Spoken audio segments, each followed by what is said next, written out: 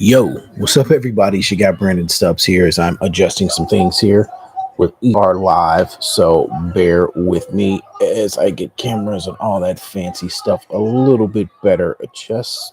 There we go. All right, cool. Although the camera being up, you can see where I'm balding.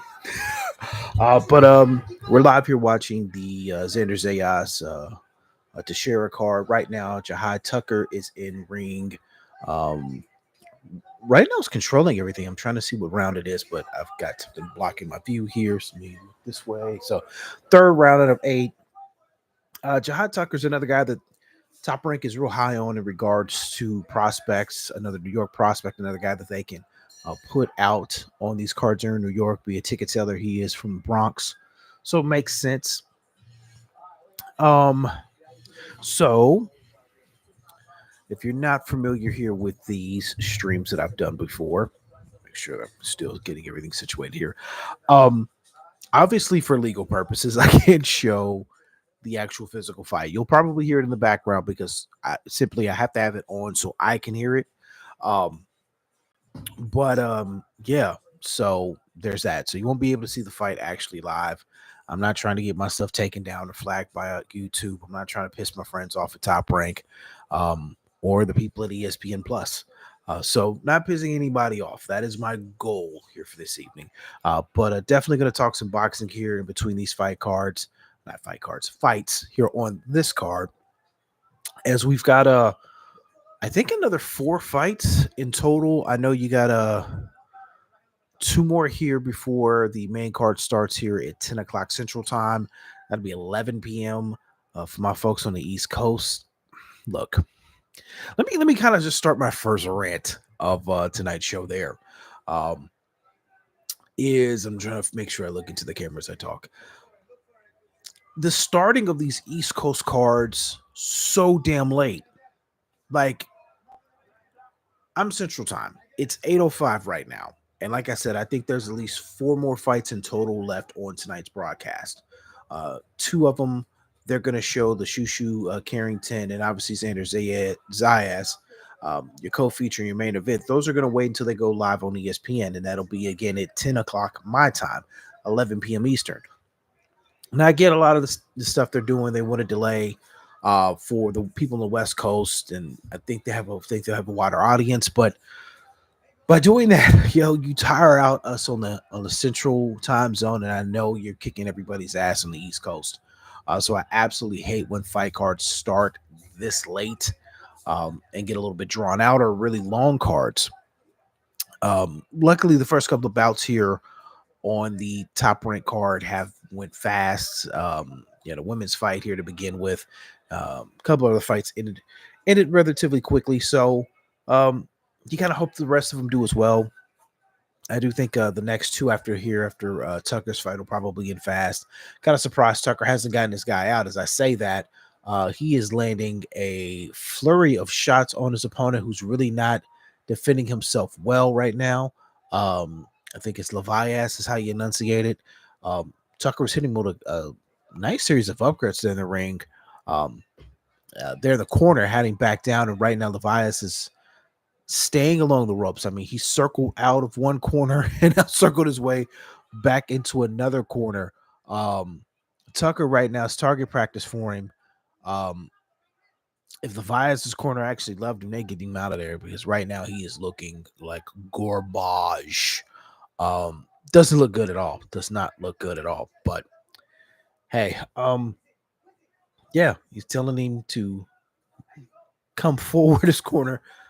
He's not taking instructions well. And one thing I am noticing about Tucker that I don't like is he's keeping his hands mighty low. I don't know if that's some kind of his strategy or what that is, but hands way too low here on these exchanges. I mean, obviously he's against a lower tier opponent here, so he can get away with a little bit more. But obviously, as he steps up in competition, he's not going to be able to do that as much. The funny thing is, if you've watched these Top Rank cards on ESPN, they'll have certain rounds where the commentating just kind of drops out and they don't talk. It's just, hey, this is a bunch of dead air. You hear the corners and you can hear all the action inside of the ring. And weirdly enough, there in that round, you heard absolutely nothing from Tucker's corner. His dad was just on there, just looking all with a smile on his face as the son was putting in work. So there you go there. But yeah, they're showing Bruce Carrington, aka Shushu, coming into the arena right now. Again, he is your co-feature.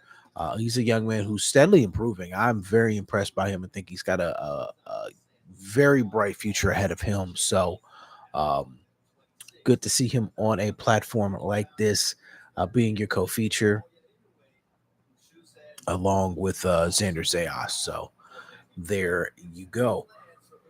Oh Lord, as I got. It's been a long day. Like I said, man, this having these fights here on the West Coast, excuse me, on the East Coast, starts so late. It's really kicking my ass, and I can see it's going to kick my ass as the night goes on. And I mean, we got a couple hours here. I mean, I just started the show here a few minutes here after 8 Central Time. We don't get the main card for another 2 hours. So you'll be with me. I will be with you. I will be talking some other things here in boxing as these we have the lull time in between these fights here tonight. Some things I want to get off my chest and talk about a little bit here in boxing. Here's the thing, I said I would get better about doing this week in boxing and what have you, and I didn't. I did one here in May. That was the last one. Prior to that was like in February. So a little bit better about this. I mean, we did do a live watch along in March. So we're doing one here now. We'll try to do these more frequently with certain cards. Could have did this with Canelo Mangia, but I'll be very honest. I was drunk off margaritas watching the fight. We'll not do it next week for Tank Davis's fight because, quite honestly, I think that's going to be one-way traffic. I'll touch a little bit more on that this evening as I do the broadcast here. It'll be a little bit more of my opinion on that, which I think is definitely not of what everybody else thinks. I think a lot of other people are a little bit more wowed by that fight card than I am. But right now, Tucker's still in control. We're now in the 5th round out of 8. He's not getting a lot of professional resistance in there in the ring. I mean, it's just pretty much his opponent is circling and just keeps circling himself back into corners, stopping, and Carrington's kind of having a little bit of target practice before a tie-up. That's kind of been the pattern here for the last 2 rounds, and now it's going again here in the 5th. So again, not a lot of resistance, and when you don't have a lot of resistance, you just don't know how good of a fighter a guy like Tucker is, because he's not being challenged in there. And right now, I'm seeing a guy who's not being challenged. And when he's not being challenged and he's overwhelming a lower tier opponent, I think that can also start building up bad habits. So I'd like to see him get him out of here this round or next round. And he's doing the smart thing. He's landing some flurries. And I think he's going to make the ref do their job at some point, because when your opponent's just in the corner, not throwing punches and just bobbing and weaving, again, at some point, either the corner or the ref's got to stop it. And Levias, hopefully I'm enunciating that correctly. His corner is just, they're showing the camera on them. They just look like they're manic. Like he is doing nothing that they're yelling for him to do. He's not listening to instructions.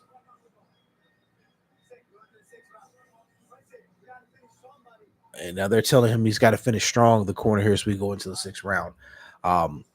They need to stop the fight. I mean, he's not doing anything. Like, don't let him get in there and continue to get hit. I mean, he's not taking a plurable damage. You know, he's not banged up in the face or nothing like that, but he's also not really producing any offense. And yeah. So yeah, there you go.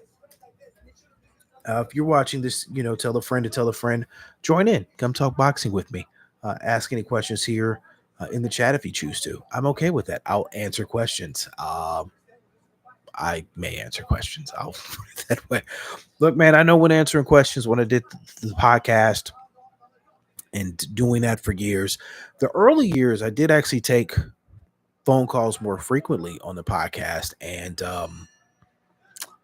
yeah, that was something else. So I don't know if I want to just always just take phone calls like that. So but yeah, if you have questions on here, please, shoot them here in the chat and I will answer them. Again, I guess with this fight, they're just going ringside with the coverage. So I'll kind of take you behind the curtain when they do this here on these top rank cards on ESPN. So as I've went and covered top rank fights, I can tell you this is what actually happens. So typically, um, typically it's Bernardo who's going to be there because he's doing a lot of the undercard fights, and that's typically when they do that ringside thing. He's there at the table, and Tim may be back either backstage or wherever they're recording or doing the live set.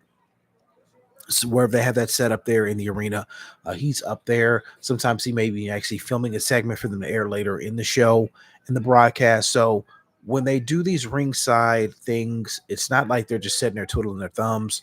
Bernardo's watching the fight, so therefore, if something happens, a stoppage, something like that, he's right there in front of the mic and can say something. Tim is, running back and forth from the set area backstage and back to the ring.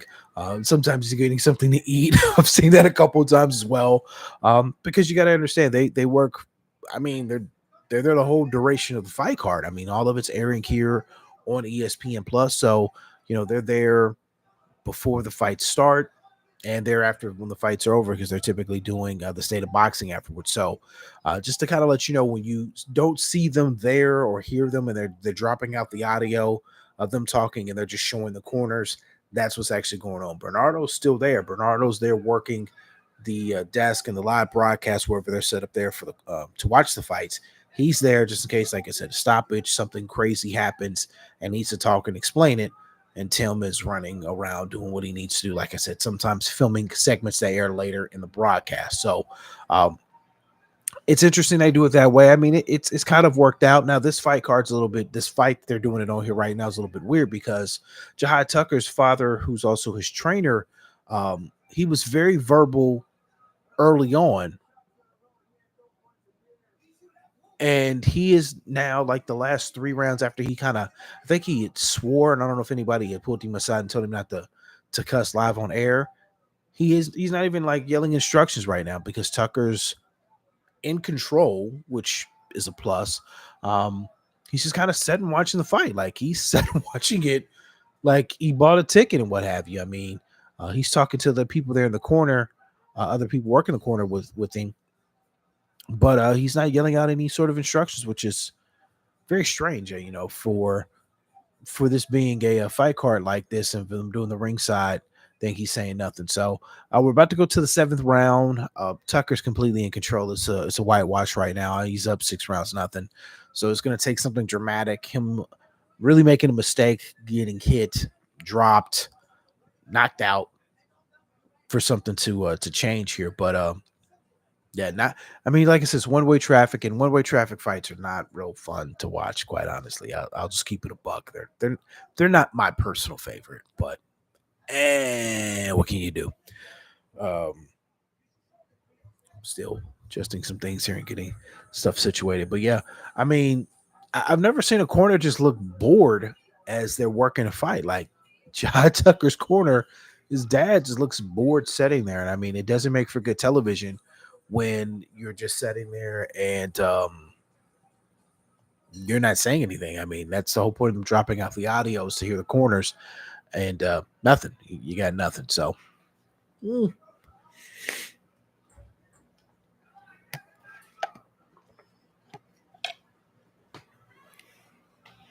again, they go to the screen and just shows the dad just kind of just sitting there and not saying anything. Crazy. Huh. Yeah. This is a whitewash. So, yes, I am live on. Okay. It's weird. Why? What?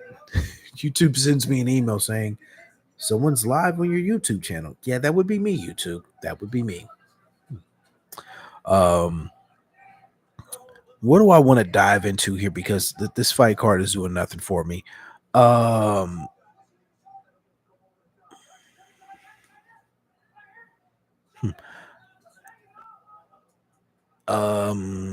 hmm, I really going to touch on this because this is actually quite funny. Is both Devin Haney, and Ryan Garcia in the last few days have been a little bit vocal towards Golden Boy and Oscar De La Hoya, saying they haven't been paid for their fight here in April. Um, Oscar fired back and he did an Instagram story, but actually, let me read you the official statement from Golden Boy. Golden Boy is quick on these statements, man. They're pretty hardcore. So, boom. As we have always done with all of our fighters, Golden Boy paid Ryan and Devin exactly what they were owed under their contracts. As with pay-per-view events, revenue comes in after overtime, and additional payments will be made when more money is received. If they weren't aware of this fact, we would hope their managers are, excuse me, I can't even read today. Or perhaps Ryan and Devin should read, excuse me, I'm saying should read. Let's try this again because apparently I can't read. So this is an official statement from Golden Boy Promotions. This is actually a quote from Oscar De La Hoya himself because he posted this on Instagram and it looks like they then turned it into a statement that Golden Boy emailed to us media. Okay, let's try this again. As we have always done with all of our fighters, Golden Boy paid Ryan and Devin exactly what they were owed under their contracts. As with all pay-per-view events, revenue comes in over time and additional payments will be made when more money is received. If they are not aware of this fact, we would hope their managers are. Or perhaps Ryan and Devin should pay more attention to their contracts than their social media feeds. It says Golden Boy Promotions, but that's actually a quote from Oscar De La Hoya himself. Um, Oscar pretty much just said a giant fuck you to those guys. Shout out to Oscar De La Hoya for not giving any shits. Love it. Absolutely love it, Oscar. Love it to death. My guy, he fires back, and I mean, he's got a point. So, how that works is obviously these guys get their guaranteed purses. So, 30 million, 40 million, whatever the number was that they made, respectively for that fight, they got paid. They got paid that up front. We got to put in escrow. So, all the money they got paid, they're good as regards to that goes. Now, as far as pay per view split numbers go, obviously, that's nothing that's immediate. Typically, final pay-per-view payouts happen 60 to 90 days after the fight, more towards the 90-day range. I mean, 60 was going to be the quickest you're going to see. If you're fighting on a pay-per-view, you're looking for your payment. 60 days is the quickest you'll see it. You're more than likely looking at after 60 going into 90 days. Anything after 90, unless it was just a huge pay-per-view and you're still getting in money from international broadcast or something to that degree. So Oscar had a point in regards to saying, read your contracts. Your manager should know this. Don't be going on social media bitching and complaining about it. I respect him for at least coming out and saying that and being upfront about that. Because a lot of times you'll hear guys complain about not being paid by these promoters, and you don't hear about them. You don't hear the promoter side of it. It's just a lot of ugly, discord or people complaining on social media about it. In Oscar's case, and pretty much anything that's involving Golden Boy, I've noticed with Oscar. Again, Oscar's with the shit. Sometimes more ways than one, but um, he's very protective of the Golden Boy name and brand, especially since he's the immediate face of the company. I mean, with all due respect, once Canelo left, Golden Boy had to go in the process of rebuilding stars, and they still don't have that one mega star anymore. They have a lot of good fighters. You have Virgil Ortiz, you have Jaime Manguia, for example, two really, really good fighters. But they don't have that mega star. They don't have that one guy that they can point to and say, hey, that's our guy. We can hang all of our hopes on. I left out Ryan Garcia's name purposely because he's got a failed drug test. Like my man's going to be suspended and he's batshit crazy. So, oh wow, Jahai Tucker's it's just target practice right now. It's the eighth and final round. We got about a minute left now. Like I said, one-way traffic. That's why I'm talking about another subject. So I don't blame Oscar for being very defensive in regards to that kind of stuff and fighters making these allegations against him and against Golden Boy. So I get it. I get it. I'm not mad at him at all for that. So salute to him for defending his company and letting it be known what the business is. So now, as far as Ryan Garcia goes, like I said, he's got a failed drug test. He's talking about he'll step in and fight Virgil Ortiz. As Virgil Ortiz's opponent has dropped out here for August. He was going to be on the undercard of Terrence Crawford's fight in LA. So that's now not going to happen. I don't see that fight happening either, really, mainly because Ryan's going to be suspended. I don't see another athletic commission. Definitely California, definitely not Nevada, letting a fighter fight who's more than likely going to be suspended by New York. No official ruling has came out from New York yet. I think they'll probably have a hearing sooner than later. I'd probably would see a hearing in the next 30 days. So with him being suspended by one sanctioning body, one state, another state's not going to license him. And even if a state does, if Ryan wants the bigger fights, those states, the Californias, the Nevadas, the New Yorks, they're going to actually respect the ruling of New York and the suspension. And if Ryan went and fought in another state that didn't, they're probably not going to give him a license. So we've heard of this happening before, and obviously Ryan's a bigger star, so situations can change. But yeah, crazy. So they're showing highlights here of the fight of Jahai Tucker. Tons of uppercuts. I mean, tons of them. Now, him not getting his opponent out of here, and they're showing the highlights. Tons of clean shots. Tells you one of two things. Lavallee, tough guy. Also shows you maybe that power isn't as vicious as we thought here with Jahai Tucker. So it's good he got the rounds in. I'm not mad at that. And they're making sure they put his chain on as he gets ready for the post-fight interview. So, I mean, he didn't look bad. I mean, again, he a little sloppy there defensively here in the fight, but I think again that's because the opponent he had in front of him didn't give him any reason to be afraid, intimidated. That shock factor wasn't there. I mean, sometimes you're like, we hear all the time in boxing, you got to earn your opponent's respect. And if you're throwing punches and your punches have no zip behind them, like your opponent's just going to walk through you. They're not going to be afraid to get hit with anything because if they can feel your power and it's nothing there,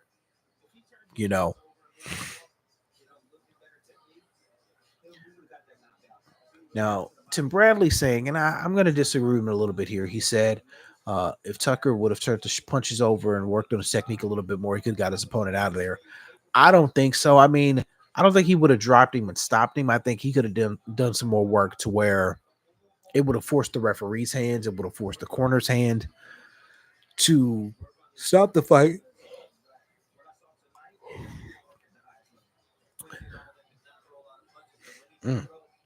Tim's been very critical, saying, Tucker, what he saw tonight, is not going to get him to the next level. And I believe it. I mean, sometimes you have to be honest about this stuff. Now,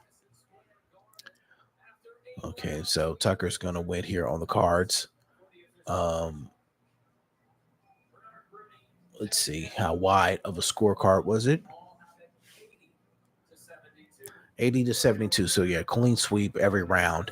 Do want to talk about somebody they had on here before I started the broadcast. Vito Melnicki is now the newest signee here with Top Rank. Now, for those who don't remember Melnicki, he is a Jersey kid. I think he's still like maybe 21, maybe 22, early 20s still. Got signed and was pretty much the um, the Great White Hope of PBC, and just never really never caught on like I think a lot of people thought he would. He did have suffer a loss. He bounced back, and it's looked okay. Um, I don't want. While I don't want to be overcritical of him because I think he's still young and he can still grow, but I'm also not going to be a top rank homer here. I've never been really impressed by Malnicki. Um, I don't know what I mean. They'll match him up. They'll probably get a softball here, his first fight out with Top Rank, but they're going to test him and see how good he is and see if he's going to be worth their trouble, worth them investing their time and energy into. So we'll know probably by that second fight into the Top Rank contract how good he is because they're going to step him up as time goes. And I mean, he was kind of shit talking like, what do you do well? He's talking about everything. No, you don't. You don't. You don't do everything well, Malnicki. And like I said, I'm not a fan. I've never been overly impressed by him. Him signing with Top Rank doesn't change that. The funny thing, weird thing, however you want to enunciate it here or label it, that he did say during his interview was he's no longer promoted by Al Heyman, but Al Heyman's still his advisor. So it was some talking here on Twitter. You kind of wonder if that's going to be the direction that Al goes because you're kind of noticing people are disbanding a little bit, kind of. I don't want to say moving in the wrong direction, but you saw with Deontay Wilder working with Eddie Hearn. You see with Terrence Crawford working with the Red season. How do you enunciate that here in October? You have some other guys here and there. Even Malnicki, he'd had a couple of fights outside of the PBC realm.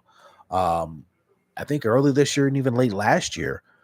There in the East Coast. So that's the route you're going to see. You may start seeing that be the thing now. Now, I don't think PBC is totally out of the game, but I also kind of question what their business model is going to be because I mean, I don't know.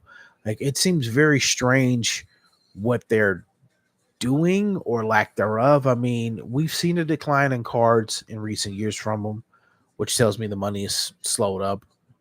When they do have cards, it's typically where the large cards, they're pay per views, so they can try to recoup some of that money they're having to pay out as the guarantees to the fighters.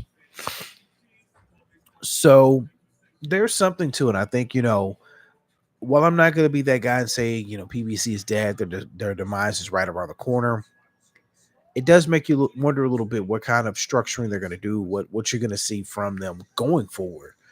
Because right now, all signs point to a shift in strategy, maybe the best way of describing it. So, yeah, we'll see what happens with that. But Malnicki, he'll more than likely be on a card here in August or September. He's going to try to get 2 or 3 fights in this year underneath the Top Rank banner. We'll see how good he is with them and what he can do for him. But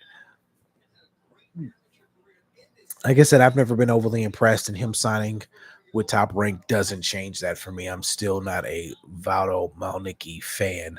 No, not a fan. So we'll see. But speaking of PBC, kind of touch on this as where they're entering the ring here for the next fight here on the card. There's 15 fights next weekend for the Tank Davis Frank Martin fight. 15 fights. 15. So I think you get 4 on the pay-per-view, and then you're going to get the other 11. I don't know if you'll stream those, if they'll have all 11 on Amazon for you to watch. But as a schedule now, 15 damn fights. That's a long, long night of fights. Now, typically, I know anybody who's watching this, you've probably been to a fight card of some sorts. 8, 9, maybe even 10 fights is not out of the question. I've been to one that's at 12, but 15's a lot. And I mean, if you have a lot of 4 rounders, all right, I may give you a pass there, but I don't think all of those make first 5 or 4 round fights. So that shit's crazy. That's um, a lot of damn fights. So, all right. So right now we have in here Andy Dominguez, who's from New York and getting a loud pop here from the crowd here at MSG Theater. Um, Puerto Rican supporting a Mexican fighter. That is crazy. Um, didn't have that on my bingo card here for boxing in 2024. I'll put a good pop from him. He is a Mexican fighter, but is repping New York. But got a large cheer there here. So yeah, so we got Dominguez and I think and Cruz.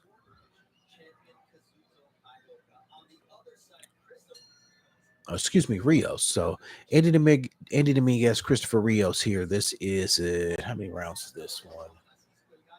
This is 8 rounds here in the flyweight division. So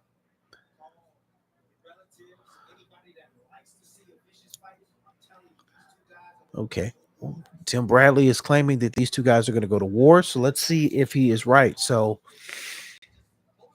you got to say here, the first 60 seconds these guys have started out, a lot of energy, for an 8 rounder. So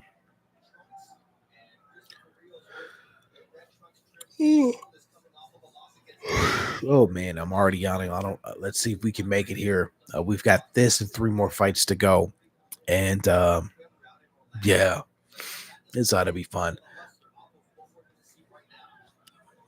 All right, night race right here there by Dominguez. Rios is pretty big for 120, 112 pounds. Like, so he's got a couple inch height advantage here over Dominguez. So it's crazy when you see guys in these smaller weight classes who are just long and lanky. Um, Rios definitely can tell his weight is with his height because he's got very thin, kind of. Don't want to say my man's got bird legs, but compared to Dominguez, as we're doing hashtag calf talk, very thicker legs, much more sturdier. And what a guy who has thick legs like that, pause, um, they're going to be a lot more sturdier. They can take those shots and the legs not going to buckle. But your smaller leg guys, you always wonder about that. Like can they stand their ground and take a thudding shot and just kind of lock in? But Dominguez throwing some good combinations, and Rios is getting tagged with some shit, man. Took a right square to the face, another overhand right there that just landed. So, okay, I got to give Tim Bradley his credit here and give him his flowers. Looks like he was right. These two guys, all action. I mean, we're here, 30 seconds left here in the round. As I continue, yeah. And a lot of action. All right, yeah, this is killing me. I'm going to have to change and move something here so I can actually see the rounds. So I'm going to move the mic.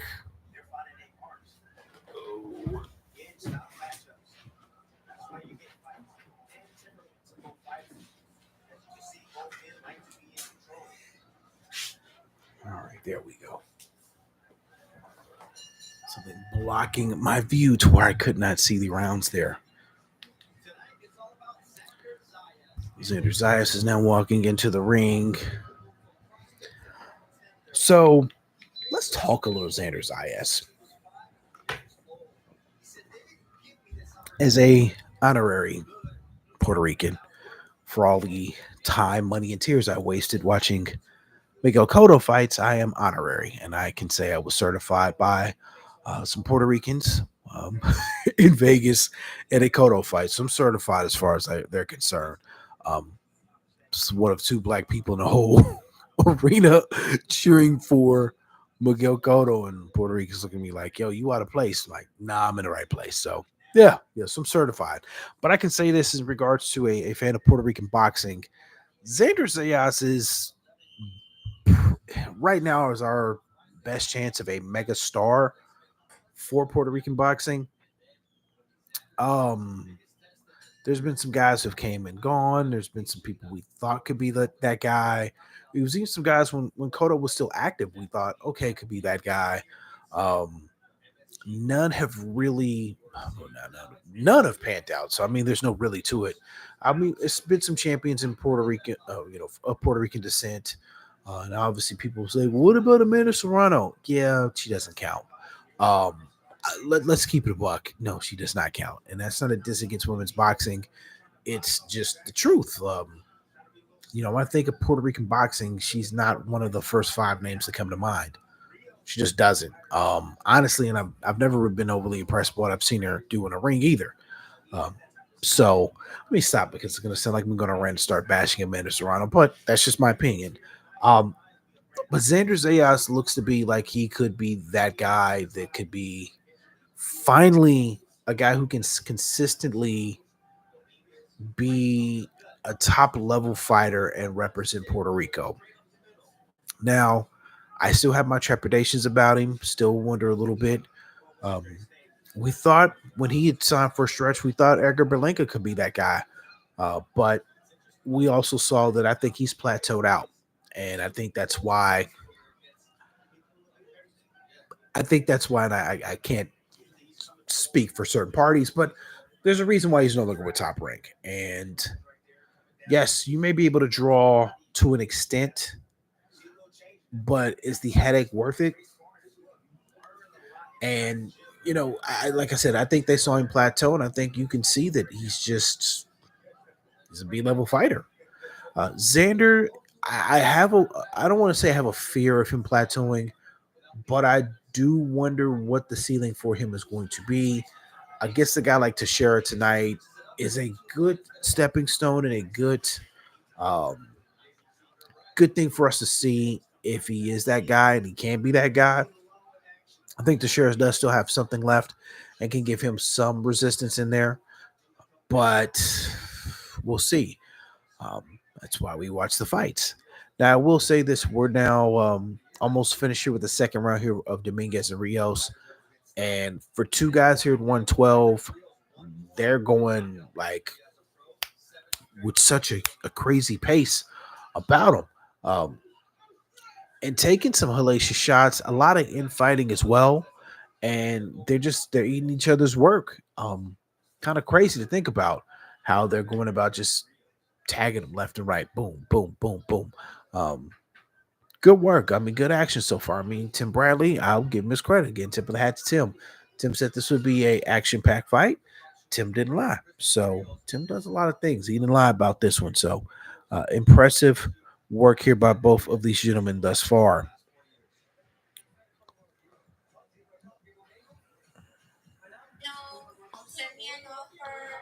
No, no. It's about here on Poshmark trying to sell some stuff. So another quick rant. Let me go on. Now, for those who don't know, so we can especially sit in between rounds here. A side hustle I have in mind is I flip merchandise on Poshmark. If I'm selling something and you see the fixed price, and that fixed price, let's just use your example, say something that's $50. Don't offer me seven and then get pissy when I decline it. Like, I'm not hard up on money. Somebody will eventually buy it. Relax. Had that happen a couple times this weekend. Like, oh, I'll give you $7 for it. No, fuck out of here. Just a quick rant here in between rounds. But I gotta say, man, I can't call it who's winning this one thus far because I thought Dominguez did a good job in the opening round. Um, Rios is eating a lot of shots, but second round he answered back. The infighting here between the two is, like I said, a little bit surprising, but also not too surprising given their style. I mean, um, but yeah, a lot of, I mean, body work, body, head from both guys. I mean, one guy's getting his combination off, other one pretty much goes the same. But like I said, the infighting is making this to be an actual interesting fight thus far. But also styles like this too. This is the kind of shit that shaves some time off of you. Um, no real visible damage from either guy. Looks like it could be a mouse, maybe developing underneath the right eye of Dominguez here midway through the third. But both guys, and Tim was pointing this out, um, I think he's giving credit just to one, but not both.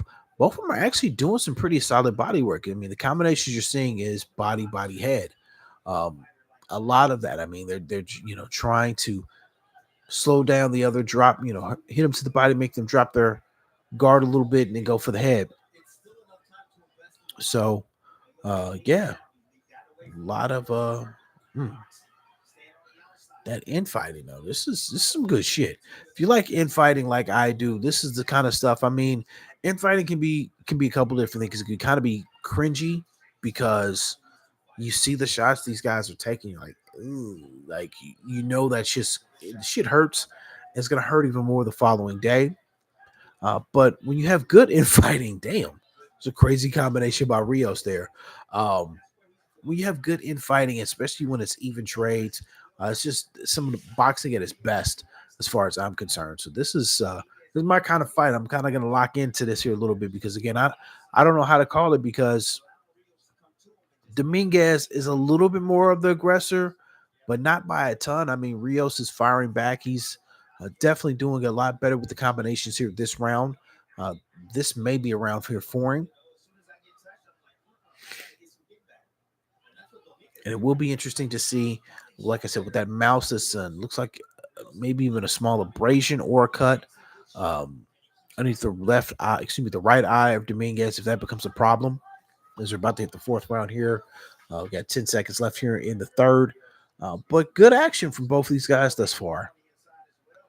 So impressive. I mean, this is the kind of fight that you want on a card like this. Energize and kind of make the fans lock in and watch on TV. Good television fighters. Showing Shushu Carrington back here in the back in the locker room. He looks totally unenthused. But I know they said he's got an opponent change, so he said no big deal to him. That's what they're talking about now.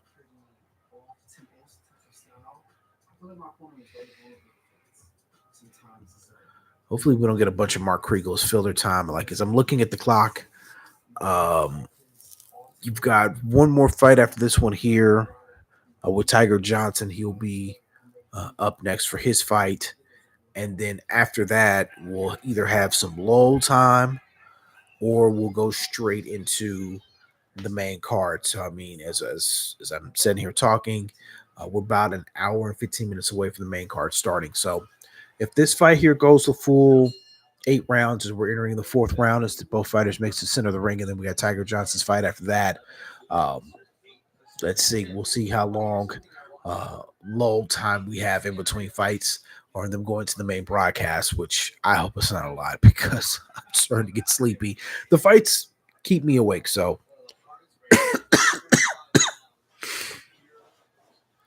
but good action here from two guys here in the flyweight division. Obviously want to make their mark. But fun fighters. I mean, like I said, I've been impressed with what I've been seeing here. Now 3 rounds in, now we're in the fourth. I mean, I'd want to watch these guys fight again. Obviously, if they're fighting different opponents or even each other again, like this is good action. Again, they keep meeting right in the center of the ring, and you're just seeing them drop their head and just the infighting. It's just tons of good infighting right now. Right now, Dominguez is getting the better of it. A great combo, then slid off to the side, landed a body shot. Good movement there. But again, to Rios' credit, for better or worse, he's eating these shots and eating them pretty well.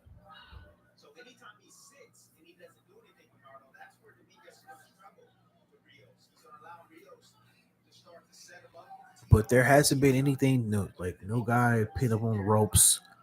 Um, you've got two guys just setting and fighting. Okay. Oh shit! You just got two guys infighting right in the center of the ring. I mean, they have became, within feet of the ropes at all here this round, or I think really prior. I mean, it's just let's meet in the middle, let's bang it out. Pause. Um,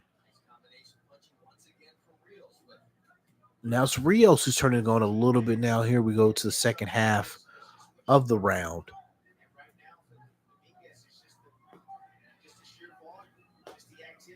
Mm.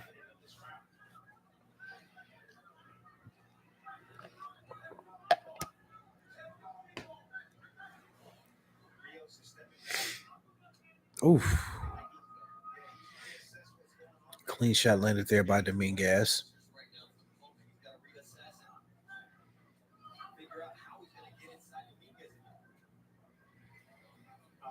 And again, okay, now just about 6 different uppercuts landed in a row or thrown in a row by Rios.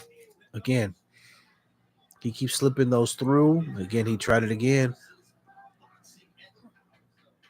Doing a good job of landing those punches. Mm. Good stuff. They are now showing the best fighter in the world, pound for pound. Noi Inoue is now walking in the building and walking here to a seat. And they're going to interview him here. And they're showing him walking through the crowd. And the supporting guy was like, look at this guy. Like, another one was like, oh, just seeing Inoue walk past. He is literally one of the last guys on my list of fighters I want to see fight in person. Uh, Unfortunately, I got robbed of being able to see him fight in person in April of 2020 due to the pandemic. I had tickets and credentials to go watch him fight in Vegas, and then fucking coronavirus, let's say Canova, coronavirus happened, and haven't been able to see him fight here in America since. So I hope he does fight in America soon. Hopefully it's in Vegas and not Los Angeles. I ain't trying to go to LA. Fuck all that. Um,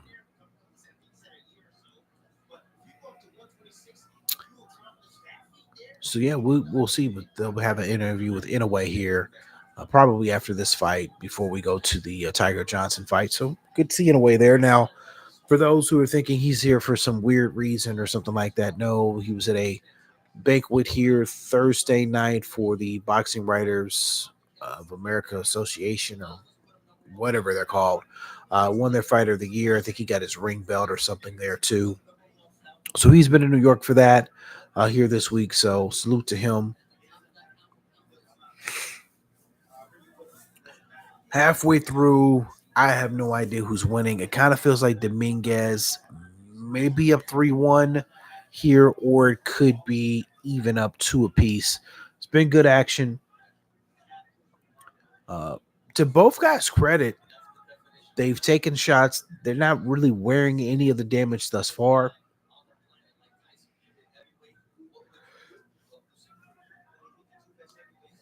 Bro, if I don't stop yawning, jeez.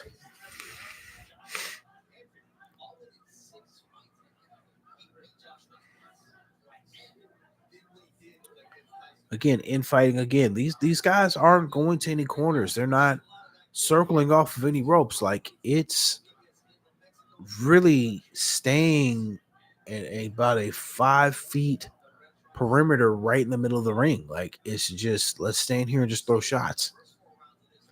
A little bit more clinching here now compared to the other rounds here. It looks like Dominguez is doing that to try to find some movement. Doing a real good job with his head movement. There as he threw a landed a combo. Both these guys got some chins on them because they are taking some shots. The uppercuts from Rios, he continues to throw. Crazy.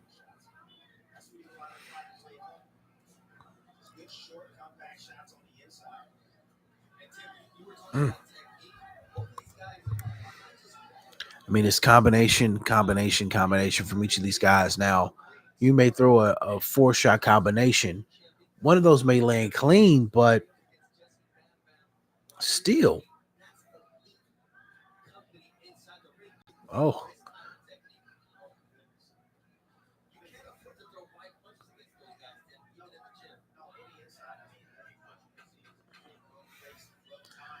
I mean, this is crazy. The infighting for him, and each guy just throws their own little flurry. Rios just threw a flurry there. Um, Good stuff. I still think Dominguez is probably winning the fight right now, though.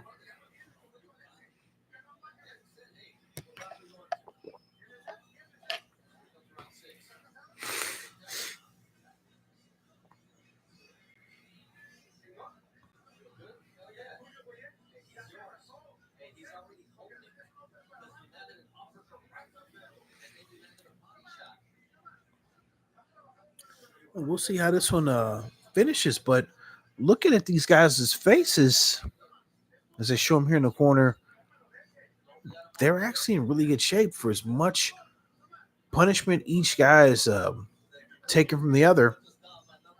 Good shape.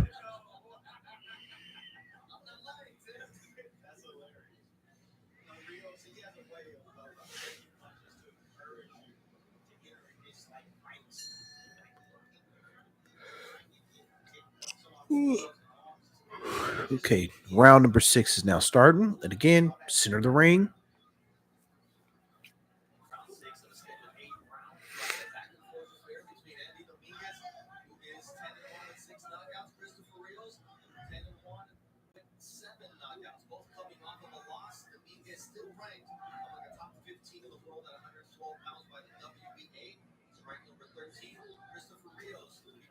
Mm.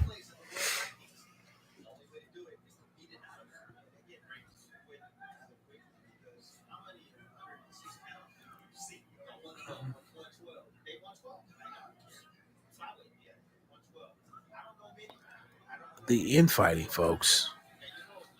And they're just taking turns.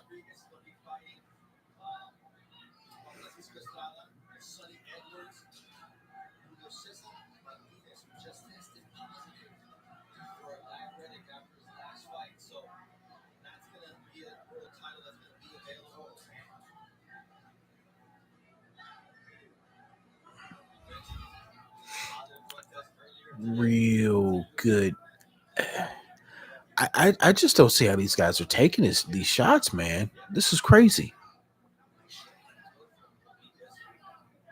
And it's just the same thing every round. It's let's stand in the center and let's trade punches. Now, I will say here in the 6th round, it's been a little bit more working off the jabs and fighting at distance a little bit more here from both guys. You're not seeing the infighting so much. You know it, man. This shit is getting crazy. So you're not seeing that as much. Now, as soon as I say that, with not as much infighting, here they go in the last minute of the fight, going toe to toe. But a lot of this round is them working off the jab, each other's respective jab, and keeping their distance.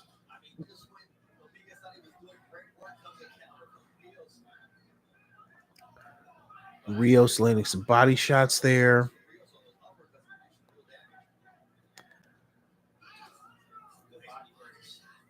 The body work, man.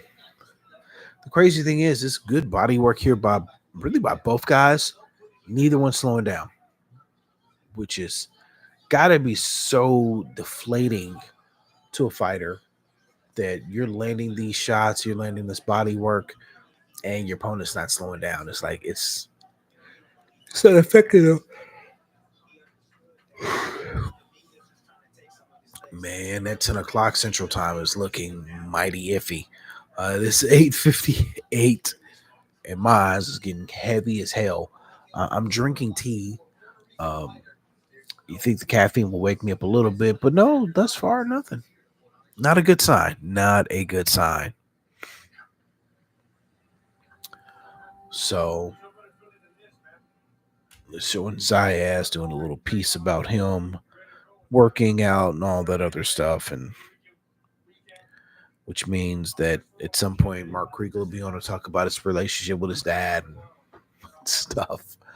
But I don't know, Puerto Rican Day weekend in New York is one. I think that's one I want to go to before I leave this earth. Uh, New York is one of those places I'm not real keen on, but that just seems like one of those weekends that looks like fun energy, especially that Saturday night prior to the parade on Sunday. That Saturday night's going to have some sort of boxing going on, which tonight Xander Zayas. So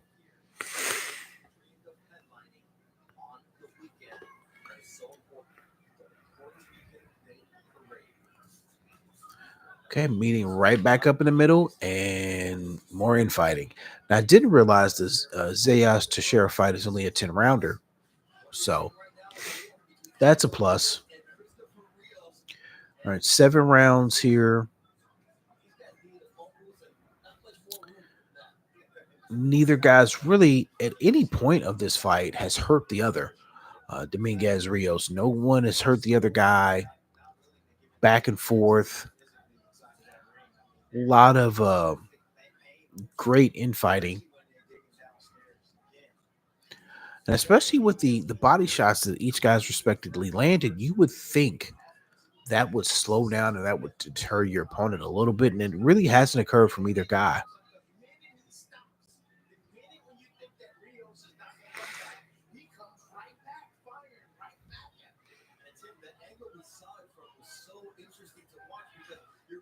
A check left hook there by Dominguez didn't just paused Rios there for a moment. Didn't look like it really hurt him. And I mean, it wouldn't have been a big deal anyway because Dominguez did nothing to follow it up. You land a shot like that, you kind of lock your opponent's legs, just even if it's momentarily. You got to kind of jump on that, especially in a fight like this. That, well, I think Dominguez is winning. It's been close action. Like, no one knows exactly how this fight is going to be scored because it's been a fun, competitive fight to watch.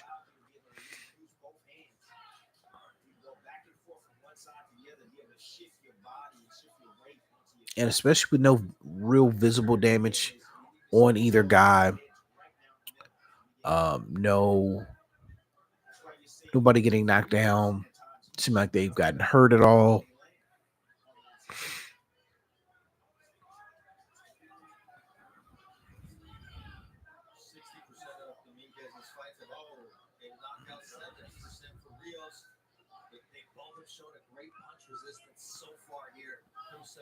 Mm.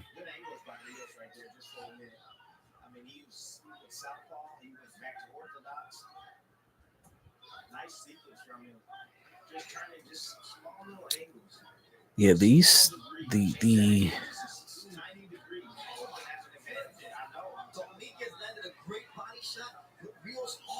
this is crazy. Like, anybody else taking these punches, man, somebody would be on down on the canvas by now. I mean, these guys are really wearing each other out. Got 1 round left here. Like I said, I think Dominguez maybe won it, but it's been a close, competitive fight thus far, so I'm not mad at it.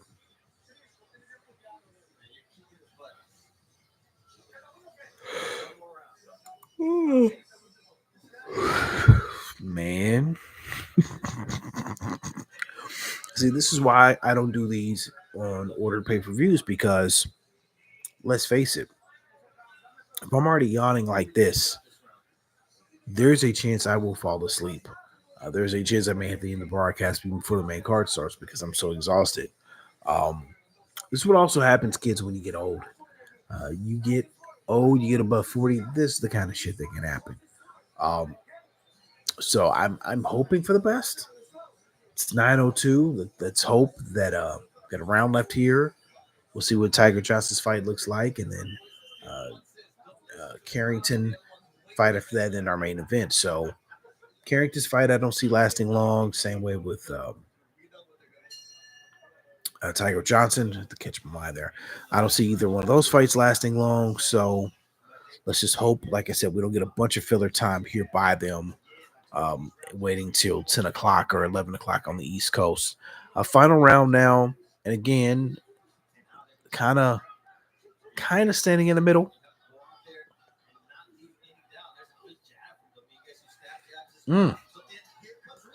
Rios with a good combination. Now Rios's corner, which I thought was interesting, pretty much told him like, "Hey, you're doing your thing. Um, you're winning this fight.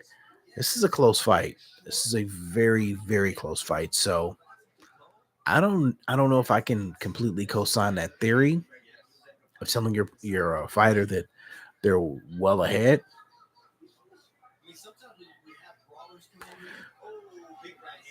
Mm. Diaz is landing a lot more cleaner shots here as we in the eighth. Mm.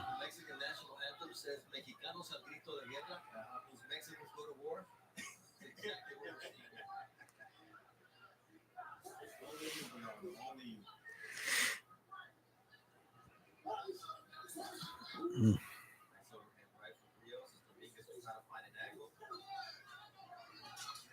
Again, man, it just makes me wonder the punches these guys are throwing. How in the hell are they still up and running? That's the part that I don't get. Mm.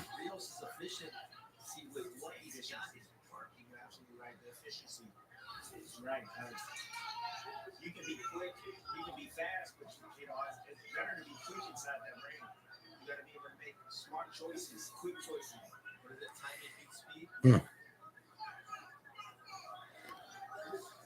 Dominguez walking around with his mouth wide open. He's definitely gassing. I won't say he's dancing around, but kind of working his way off the ropes here a little bit here in the round. Um, Backpedaling as again as Rios is kind of want to just lock into the center of the ring and just throw punches. 30 seconds left. Let's see what they can do.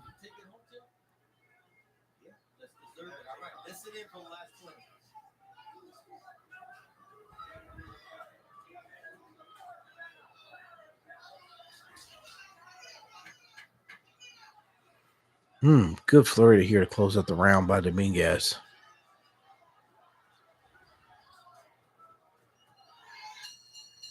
His last shot was a overhand right. You could tell was thrown with some validity and some viciousness behind it, but luckily it didn't land.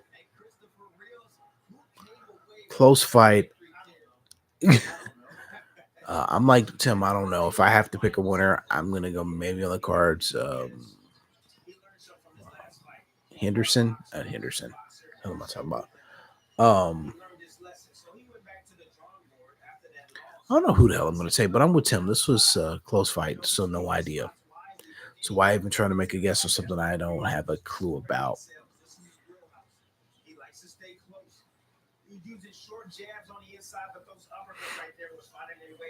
Mm. Yeah, Dominguez has to get better on defense because he ate a lot of shots that he didn't need to.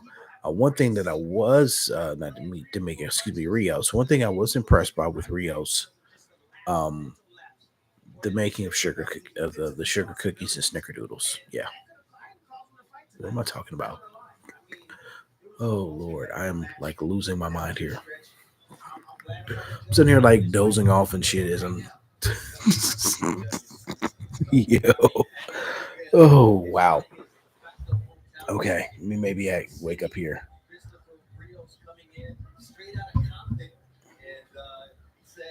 Hmm. All right.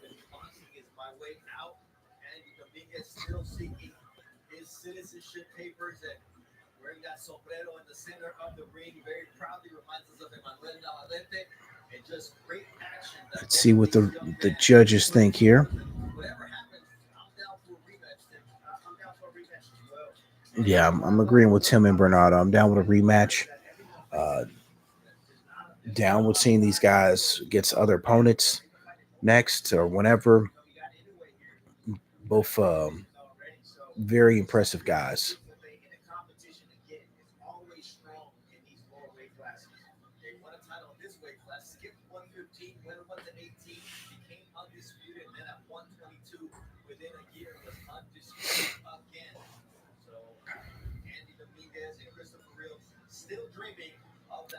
Taking him an awfully long time to get the cards read.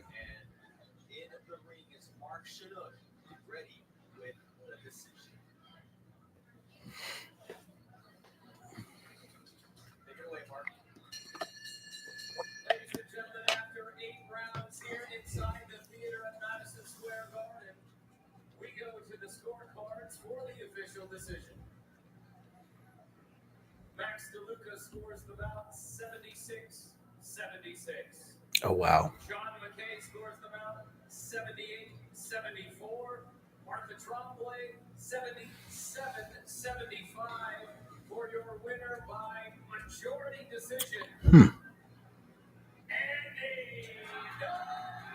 So Dominguez wins by majority decision. One judge had it a draw. All right. Not horrible. I'm not mad at that.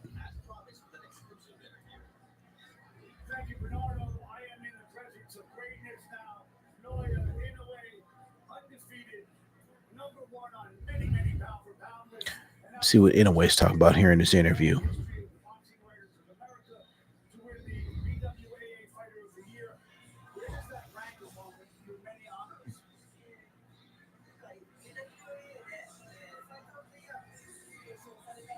They're asking Inoue how it feels to win the Boxing Writers of America's Boxer of the Year.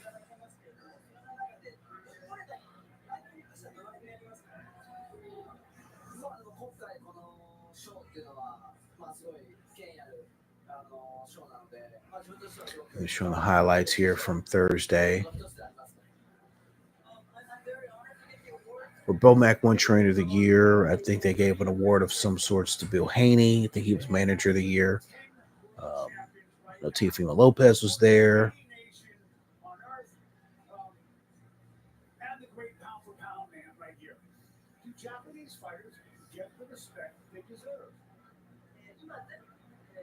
So here's the part that doesn't jive or make a ton of sense to me. So Mark Kriegel's asking the questions. They got an interpreter repeating it back to Inoue. Inoue gives his answer. But they didn't interpret what Inoue said.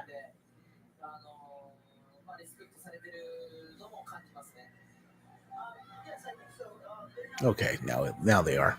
Weird.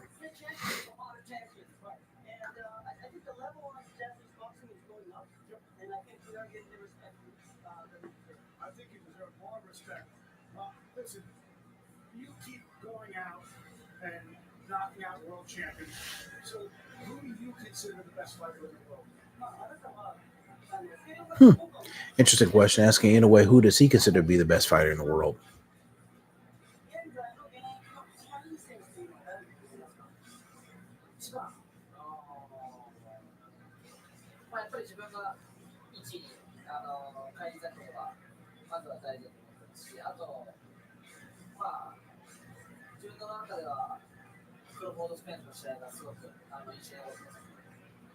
For me, I think it's important for me to recognize myself as the best. But proper transfer is something that I have been very impressed with. Well done. You're very diplomatic. So Inoue was asked who he thinks the best. He says himself, but then he also says he was impressed by what Chance Crawford did against Earl Spence. Okay, I mean, Usyk deserves some credit, I would say as well, just for the way that he beat Tyson Fury and his run here in the heavyweight division and what he's accomplished in such a short amount of time as a heavyweight. But I'm not mad with Inoue being number one, Usyk's 2, and Terence Crawford's 3. For Terence Crawford, I think now moving up in weight, so at some point, so yeah. And now he's the most popular guy among all the featherweight champions who say they want him. What is the likelihood of you going up to featherweight? And they're asking Inoue if he's going up to featherweight.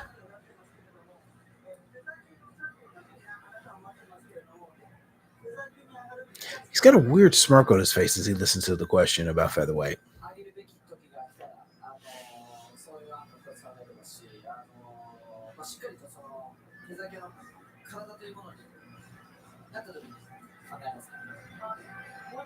fluctuating. And when my body's ready, I will get into that. Okay, there's another Japanese fighter, also 27-0. Junto Nakatani, fearsome like you. If he goes up to 122, how attractive is that fight for you? They're asking him about Nakatani at 122 if he moves up in weight. Pretty much Inoue just said he'll move up in weight when he feels like it. まあ、もう今時点でもすごくいい選手ですし、非常にこの先、対戦相手の、候補一人として、すごく楽しみな選手でありますね。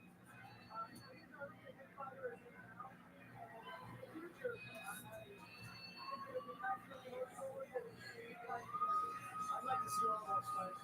Thank you very much for being here. Thank you, Nobu. Bernardo, back to you. More live fights. You've been in the company of greatness. All right, Tiger Johnson's now walking to the ring. Number one pound for pound there with Terrence Crawford, with Alexander Usyk. The conversation continues. It becomes a what have you done for me lately? But what is undeniable is that Naoya Inoue. One cool thing I appreciate here about the interpreter Inoue used, and this is something you don't typically see with other interpreters, he was actually writing down stuff as Inoue was saying it so he could know what to read back and actually be as accurate as he can be. So, oh, what is this shit that's about to happen? So Tiger Johnson, 12-0, 6 KOs against Tarek Zahan, who's 13-1-1 with 8 KOs, but Tarek does not look like he belongs in there. I don't think this is going to end well. Tiger Johnson is one of these guys who's been kind of sneaky with his performances and his improvements over the last 2 years. So this guy looks hella nervous.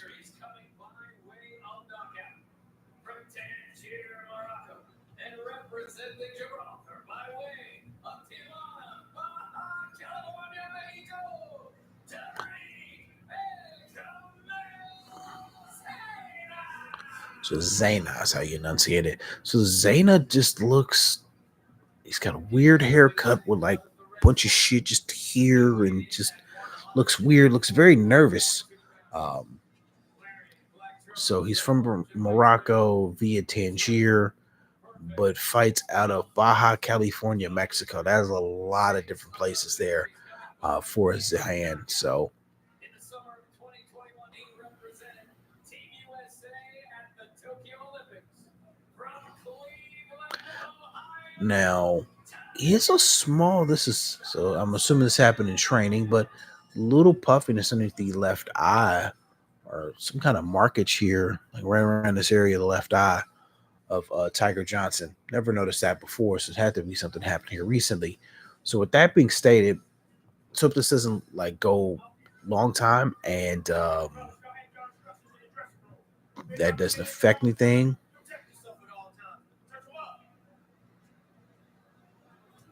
referee Sean Clark there, very aggressive in his instructions there.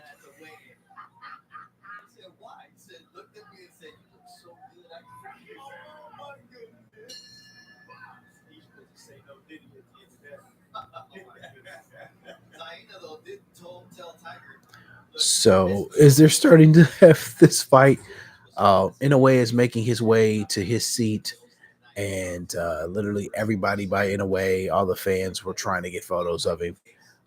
He's sitting right behind Bob Arum here, front row.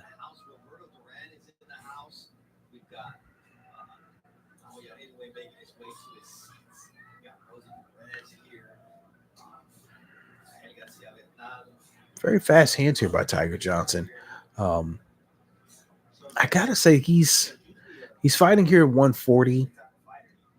Definitely tell he can still fill in a little bit more into his body. So welterweight, I wouldn't be shocked if that's a move here in the next year for Johnson. He has that amateur pedigree that you spoke about, so he should be able to make adjustments. Although I'm sure the game plan was to track down Zayn. And nice uppercut that Tiger was able to nice 45 like type uppercut, half hook, half uppercut. Getting off the line, getting his head off the line and shooting it right up the middle. I always tell you folks at home that the middle is always open. You see Zayna, his head, his chin is tucked. He's behind his knee. But there's always an avenue right up the middle. Like that one. Yep. And that's a nice right hand. Clean shot kind of made Zahan's legs kind of switch up a little bit there. Right over the jab. You know who else had a good overhand right? Floyd. Yeah, But it was a full count. full count right hand. A little bit different. Yeah. But with Tyson, good reflexes. Zanya's trying to match him, keeping his head off the line. Good defense right there from Zanya. You keep trying to get sponsorship deal for that minute. He goes in. Mm. His name that way.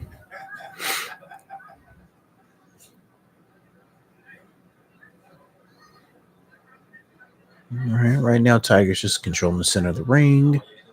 At the Dodgers game yesterday with Shohei Ohtani, pitcher Yamamoto, his countryman, pitcher for the Dodgers, wanted to go in extra innings, and then today could he be scouting one Shushu Carrington for the future once he does decide to make the move to 126. Although I only see that fight happen if Shushu has a guy.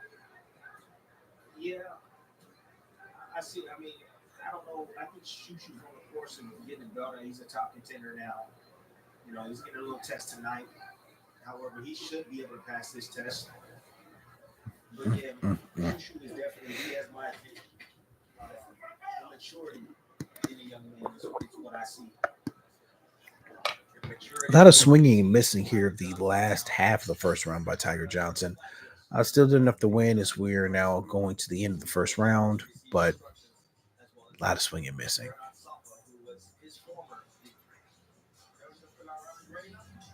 Okay, I need looking for one big shot or one big counter. Just start putting together 2 shots, 3 shots, 4 shots, put them in a hot bar, and then counter shot to for that big counter. And when you land a big counter, you're not putting that behind you.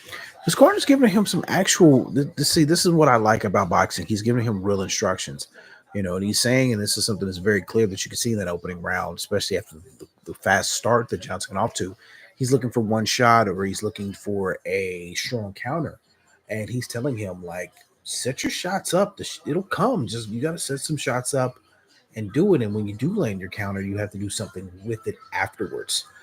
And that's not what Johnson did here. That back half of the first round. Now, he still did enough to win the round, but good instructions for a young fighter who's still growing and learning here. That is perfect. You got to tell them what they're doing wrong and how to go about adjusting it or fixing it. And that's definitely what Johnson's corner gave him there, because that's what he needs to do. I mean, he needs to set the shots up. Don't just go for one giant punch, and don't just wait on the counter to come. And again, he's a lot more busier here to start off the round than what he was here the back half of the first round. He seemed really comfortable now inside the pocket. That was weak and he needed to develop. You can tell. And he's loading up in one shot. He's doing exactly what Steve British told him not to do. Yeah. I mean, we talked about how Zaina got into his head a little bit by what his antics at the weigh-ins. And then the other thing, Tim, Zaina's coming off his first professional loss. It was against Dominican Olympian Rohan Polanco, March 2nd out of Corona, New York. Okay, good movement here by Tiger. Oh, okay. Again, he's looking for the one shot, but he landed that one shot. And maybe he's pressing a little bit.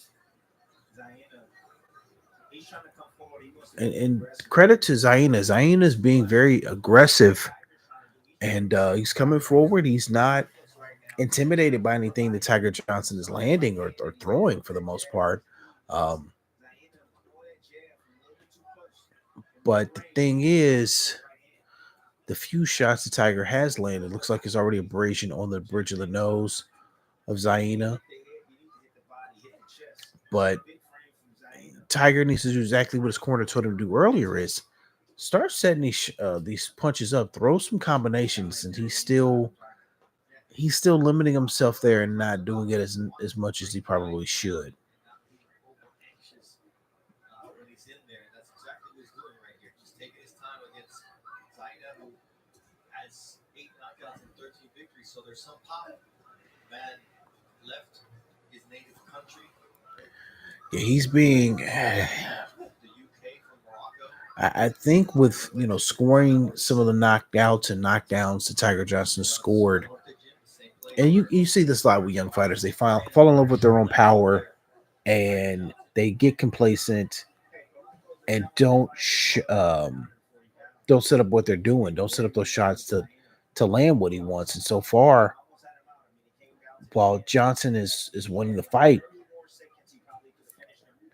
it's not enough of combinations. It's not enough of things. Not enough confusion or things to set up the next shot, or set up something later in the fight. It's not a lot of that. Also, not a lot of body work from either guy that's landing cleanly through 2 rounds. So showing Patrick Teixeira back here in the locker room. Looks pretty bored. Just said backstage. Middleweight champion Carlos Adames to win the interim WBO 154-pound title in September of 2019. It was a bloody affair, and the Southpaw was able to put the Dominican on skates. This showing here where Teixeira won the WBO belt against Carlos Adames back in 2019. I remember that. There was a lot of anticipation there on Top Ringside about Carlos being that guy and really, being a problem in the middleweight division. That didn't happen. Oddly enough, he holds a belt now. Years later, now that he fights with PBC, and he'll be fighting next weekend. So go figure. Teixeira's career has kind of had a downward trajectory, while Carlos's has went up since that fight. So, I mean, that's the boxing game. We start off here the third round again.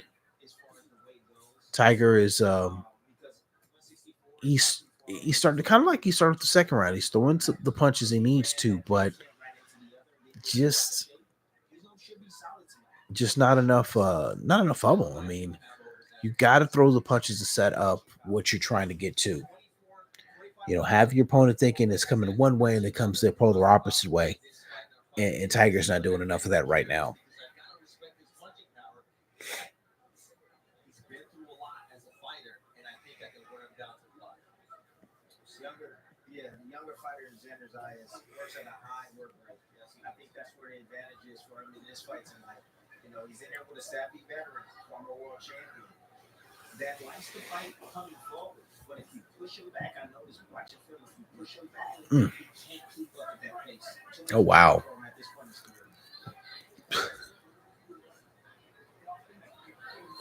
Zahan putting his guy, putting him in a headlock and pushing his head down. Here, or Zaina. I don't know why I don't know how you enunciate it. They're saying it's Zaina, but again, man, to his credit, he's pretty active in there. I mean, he's throwing punches. He's not feel like he's intimidated at all.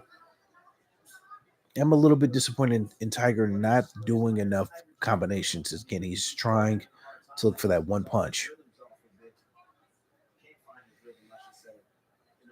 And as Tim Bradley's pointing out about how Tiger doesn't seem like he can find his rhythm, I would agree.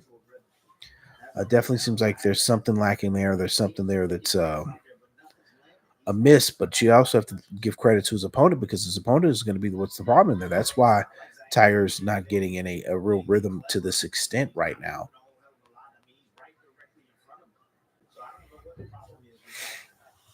But Tiger isn't doing enough of throwing multiple punches.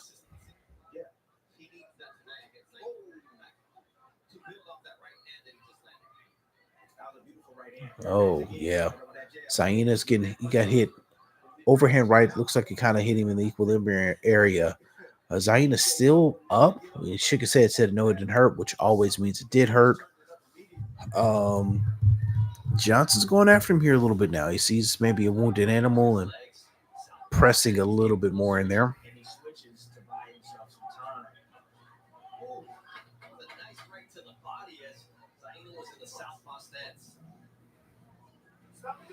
Definitely a a better round from a technique aspect here for Tiger Johnson here, especially here in the back half of the round. So I've got him up 3-0 right now.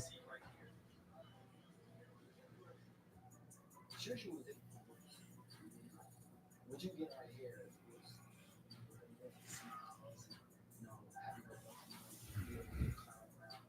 but Shushu, what you see, Shushu Carrington, he is a beast.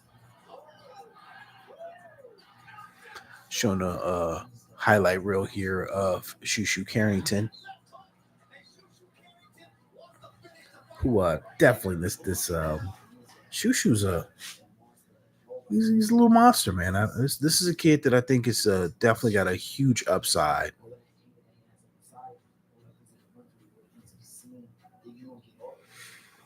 And pretty vicious highlights here, man, if I say so myself.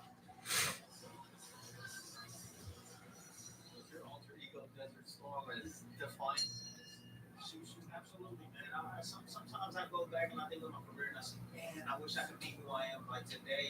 But I was just so serious and so dialed in that I was the Desert Storm, man. I was a serious guy. I didn't play around. I was all business. Similar to the way Kurt Crawford is. Yeah, and Shushu's got that charisma. He's got that New York swag, that Brownsville, Brooklyn swag, and he brings it into the ring. And he's a new era guy. He's been doing it. Ref is warning Zahan again about a little roughness there here in the ring. I don't know if it's frustration starting to kind of play out a little bit. I mean, we're here in the fourth round. He's probably down 3-0, at the bare minimum 2-1.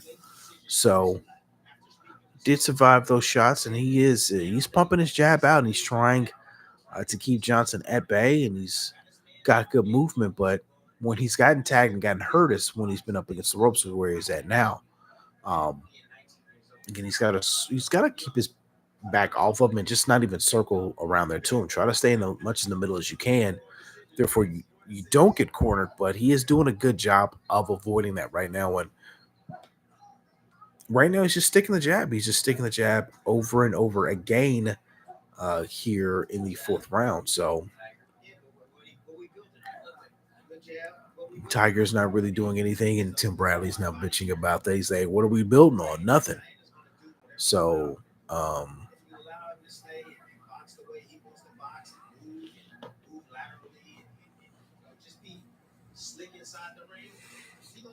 again, it's just one punch here, sometimes two. And Zaina, again, man, he's staying on him. He's using the shoulder to push off when Tiger gets close, like it's going to be any sort of infighting.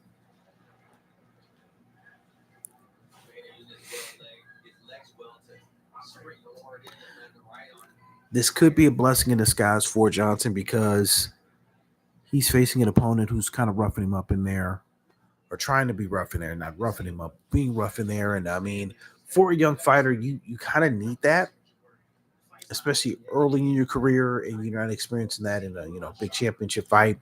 The more he can get this kind of stuff, see it in front of him, he'll know how to react to it when it occurs again. Oh shit.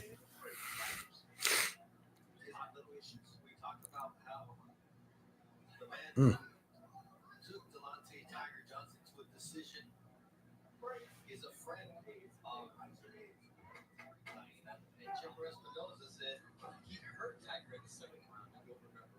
So he's like, hey, Tarek, this is how you do it. Again, some more combinations landed here by Johnson as the round ended, but just still not enough of it. Not a consistency of him finding consistent with that. Literally, this corner just said the exact same thing. So they did good there at the end of the round, but not so much in the beginning. Prentice Brewer. I don't know if I've ever. This sounds familiar. He's a former fighter himself, but he is telling. He's doing a great job of training. This is what trainers and coaches need to do. He's giving specific instructions on what he needs to do in there. And right now, Johnson's not doing that. He's telling him to use angles and pretty much telling him throw punches, throw more combos, and You haven't seen that consistently from Johnson here in this fight. Um, again, you wonder a little bit if he got complacent here with the knockouts and some of the punches he's landed on opponents and been able to send them down. But he's in a fight now. He's got to actually box. So we're halfway through this fight. He's probably up 4-0, maybe 3-1 at the worst, but still not the greatest of all showings thus far for him. I mean, he has been hit clean a couple of times, but nothing that's put him in any immediate danger. But again, it seems like he is not consistent enough with his own offense that will probably make this a little bit more one-sided, um, more than what it actually is, and that's what's kind of frustrating because you can see the openings are there and see this is something he should be doing, but he's just not uh, putting those pieces together right now. So again, it's one shot here or there. He's waiting on a counter, and when he does get the opportunity to counter, he's missing the shots. So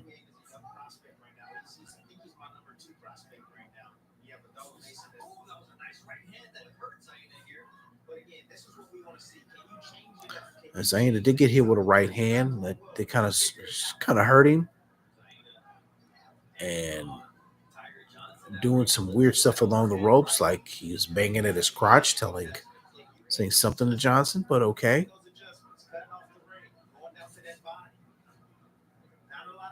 Hmm. Kind of wonder if Tim Bradley's listening to a lot of what I'm saying and it's going in his ear because he's saying some same stuff I'm saying beforehand. He's repeating, like the lack of body work. So, huh.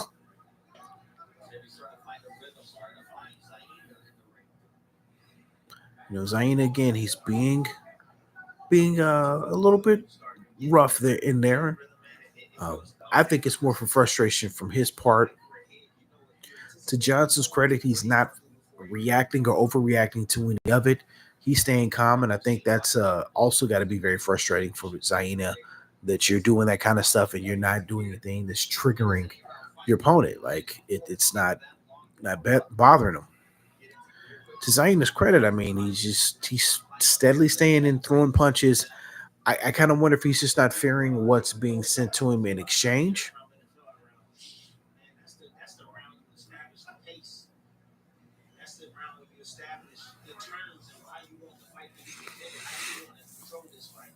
See here with the last 30 seconds who tries to maybe throw a flurry here to kind of take control of the round. Nice head body shot there by Zaina. Johnson's on the ropes. May want to get your hands up, young man, instead of being on the ropes trying to show both hands down. He's not getting hit with anything, but still kind of dances around. Nice right hand there, but still not enough to really affect Zaina through this portion of the fight. So,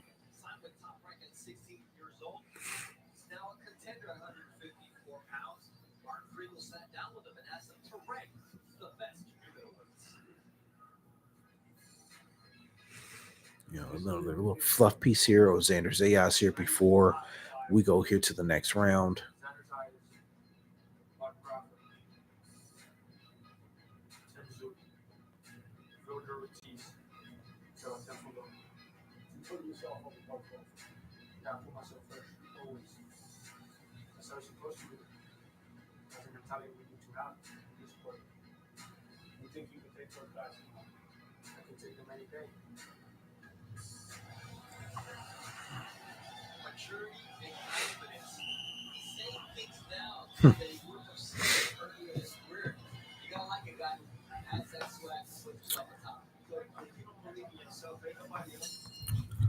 Let's see what we got here as we go now here to round number 6. I was kind of hoping this ended fast, but with the main card not starting here for another 22 minutes, probably a blessing in disguise here.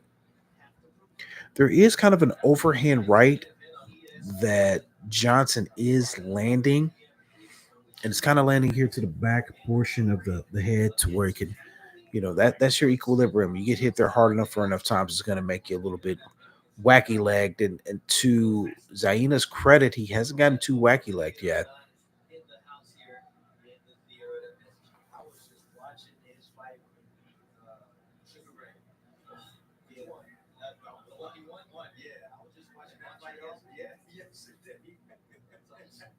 shows up, you're like, what? Yeah, I know.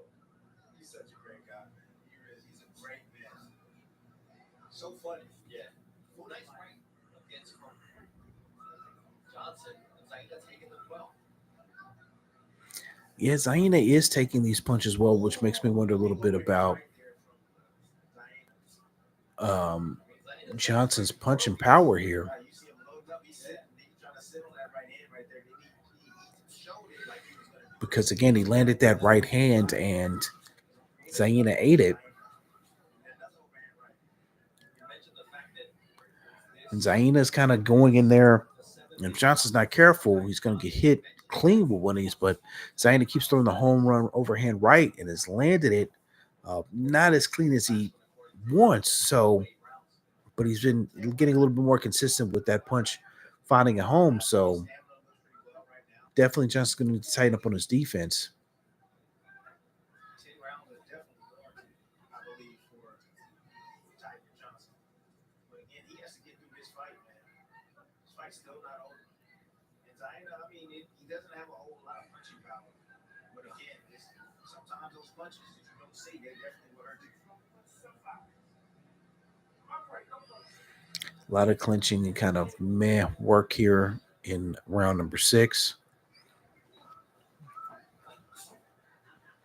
Johnson again, he's just looking for one shot. This shit's frustrating to watch. movement, not establish the jab to set up that overhand right from Tiger, and Zaina's just looking for one big shot at a time. Yeah, Zaina's throwing some wickedly weird shit right now. It's not landing, but if it lands, could get interesting here for Tiger Johnson. But nothing's landed thus far.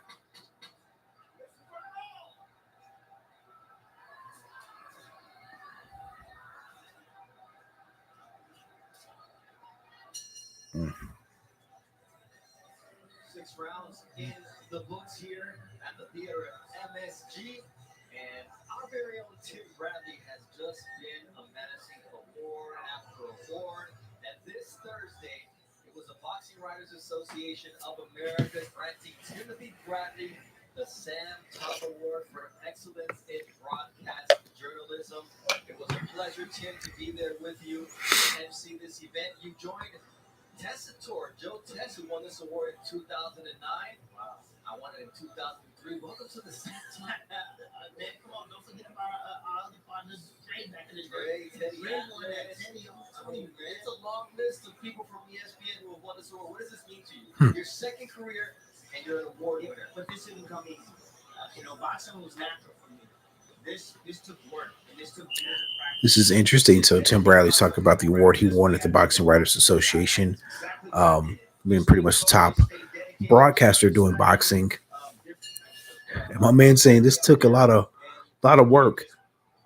I gotta say, Tim Bradley's pretty natural behind the mic, and you can kind of see you're seeing the real Tim Bradley, and not the guy that we saw that was, and even said here during this fight during the broadcast that he wished he was a little bit more looser when he was a pro. And had a little bit more fun and showed his personality, but we're seeing it now. And honestly, he's fun to watch. I wish Andre Ward was still actually on here because those two played off each other very well, and wouldn't let the other one off the hook with their sometimes very colorful takes or opinions in regards to some things. So, yeah.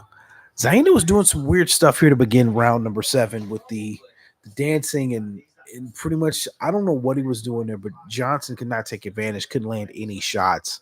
Again, it looks like Tiger Johnson's just waiting for one punch to change the trajectory of the fight. He's probably winning in, probably won, 6 or 5 of the rounds thus far, but this is one of those kind of performances to where you're going to just get through it and be okay with it, I guess.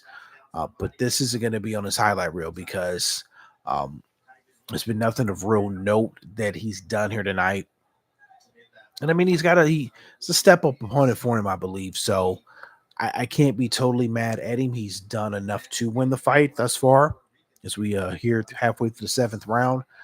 but he's also not done anything to where I've been wowed or want to see more of him. If anything, it causes more questions in regards to what his ceiling can be. But still got a minute left here in the seventh.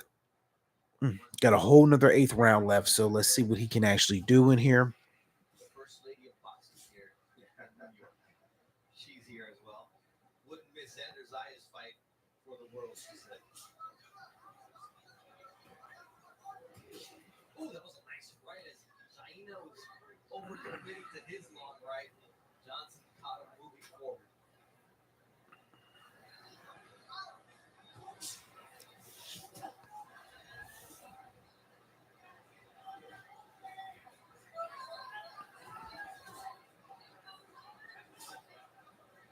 Zaina's not making it easy. Zaina is not making it easy in there. Even after a break, Johnson tries to throw a punch, misses. So a lot of swinging missing this round. Again, you can't hit the head. You have to go down to the body. A lot of Good actually upper body movement by Zaina to miss these shots. So I got to give him credit for his defensive efforts and not so much bag as much on Johnson, because the defensive efforts of Zaina has been there and he's done pretty well with it.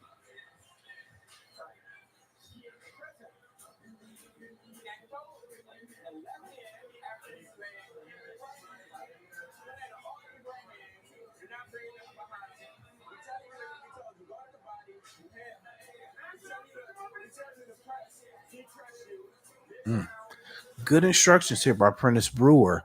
I can tell even in his instructions, he's also very frustrated by what Tiger Johnson's done today. He said, throw a left hand after you land your right. He said, you work the body. You're not working the body. You're at your head hunting. He has told him everything correctly every time they've showed him in the corner here in between these rounds, and Johnson's just either not listening. I don't know. I don't know what his disconnect is here tonight, but he's doing the polar opposite of everything he's being told. It's pretty damn disappointing to watch and see because, he's better than this.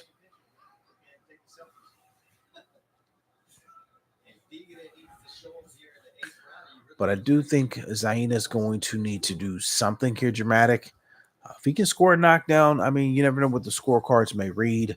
But right now, no, this ain't it. This is not it at all.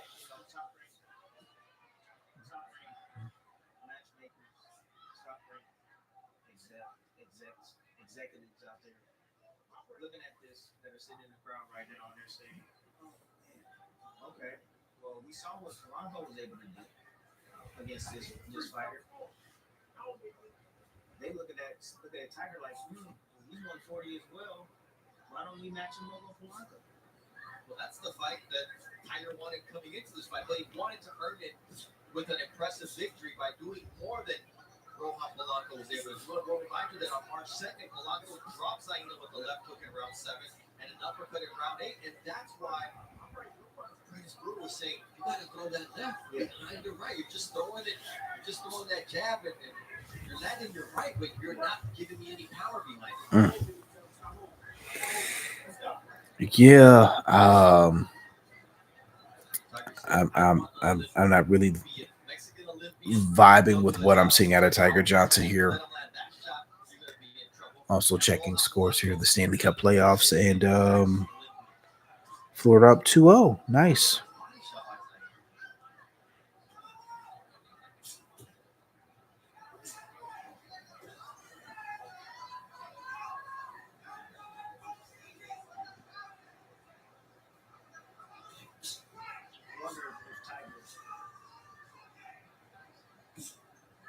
Is it just the style, or did he struggle making weight? I'm not sure.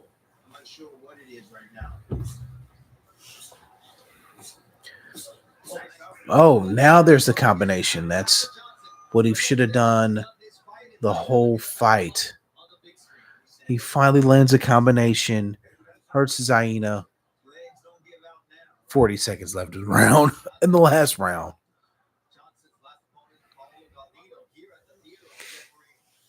Wow. This is what his corner was screaming and get not just telling him the whole fight to do. And I'm not sure why it took him so long to do that.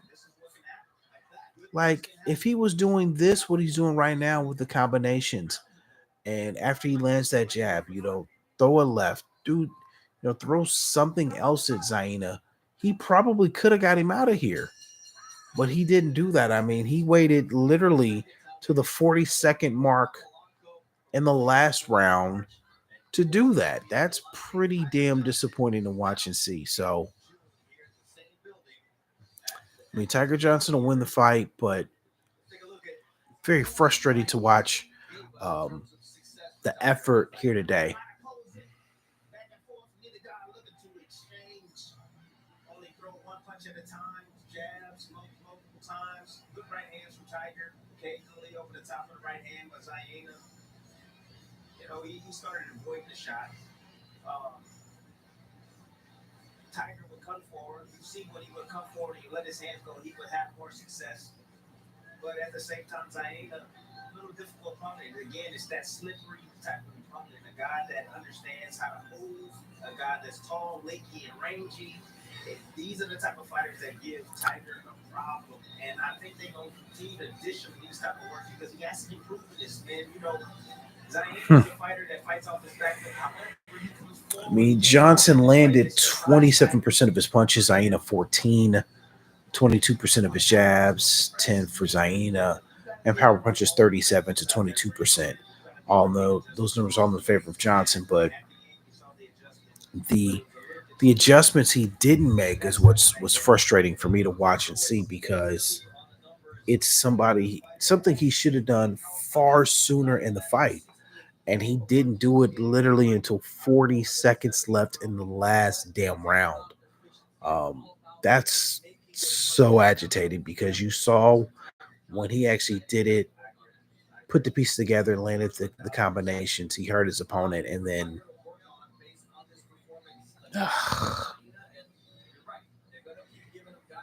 he'll get it. He's going to win here on the cards. They're getting it together, but pretty frustrating to watch.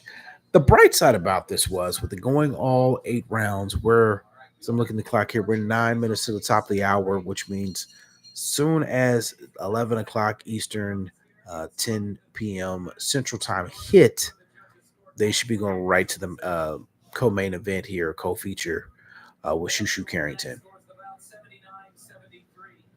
Robert Perez has it 78-74, and Kevin Morgan has it 77-75. All in favor of 3 different scorecard numbers, but I'm not mad at those. Tiger Johnson still wins by unanimous decision.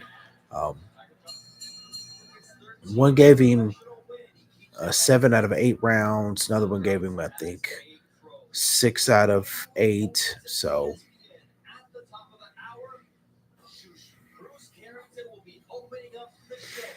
to Carrington, DeGracia, I think that's how you enunciate it. That'll be here top of the hour, so that's great. So I got a couple minutes to kill here before we go live on our feature here tonight. So let me kind of delve into a couple of the boxing issues here that I want to talk about. Let me first talk about what happened last night. You had Adrian Broner versus Blair the Flair Cobbs.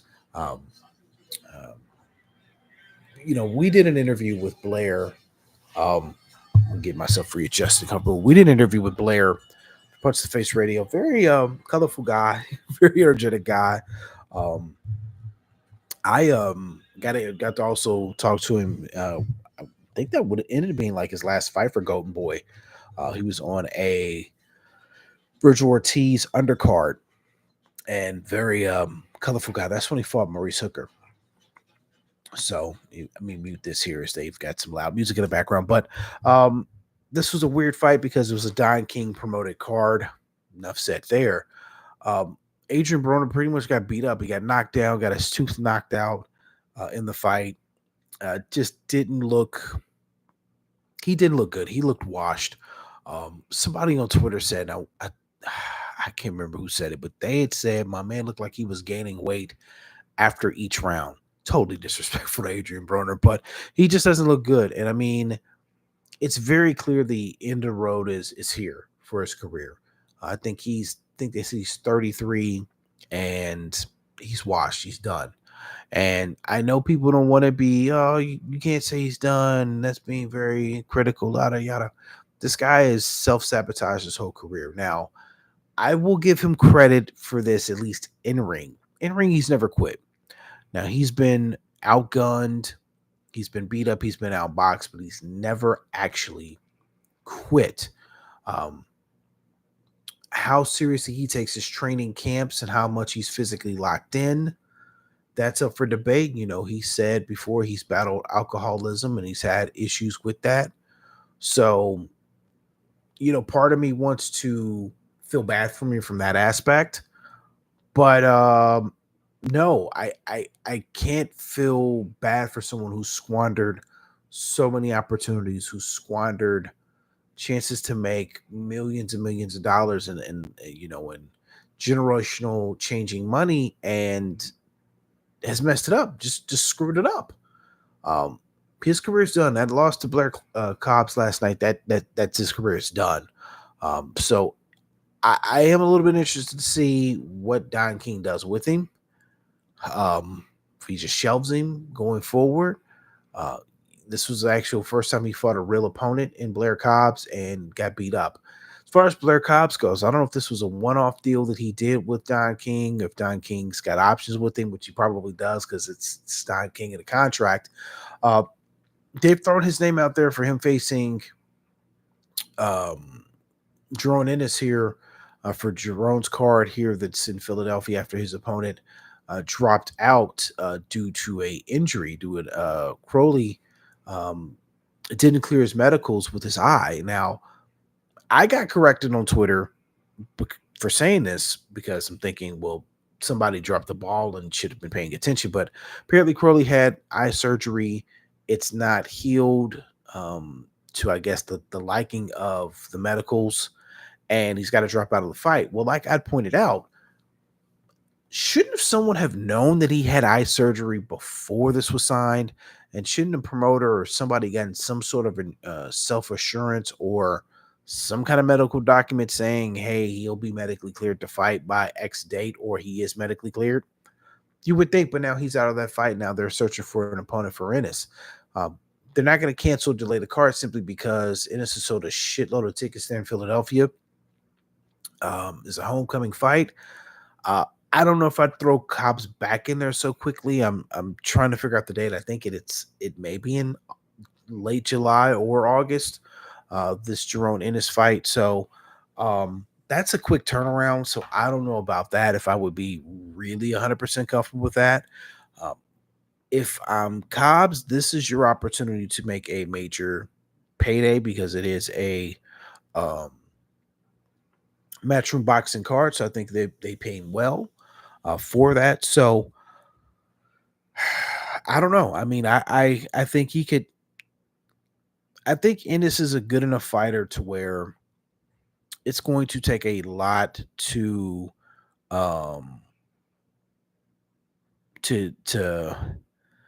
deter or to beat Ennis. I think Ennis is a very talented guy. So when I'm trying to find out when this fight is, but well, it doesn't say. Well, that would make too much sense. July 13th. Yeah, I don't think Cobbs will be able to be ready for July 13th. I mean, granted, he just fought here June 7th. That's a month turnaround. And he got a little bit bruised up himself for that fight, so I don't see that happening. But I mean, for Cobbs, I mean, I think he's now somewhat of a player at 147. I mean, he's not a horrible fighter, and he's someone who really needs to be a little bit more fast track, giving the late start as a pro he got. I thought Golden Boy did a pretty decent job with him to an extent. So I'm kind of surprised that relationship didn't continue on. He became a free agent. So again, I don't know if this was just a one-off with Don King, or if Don King has more options on him, or where Don King's going to be able to get him a fight at.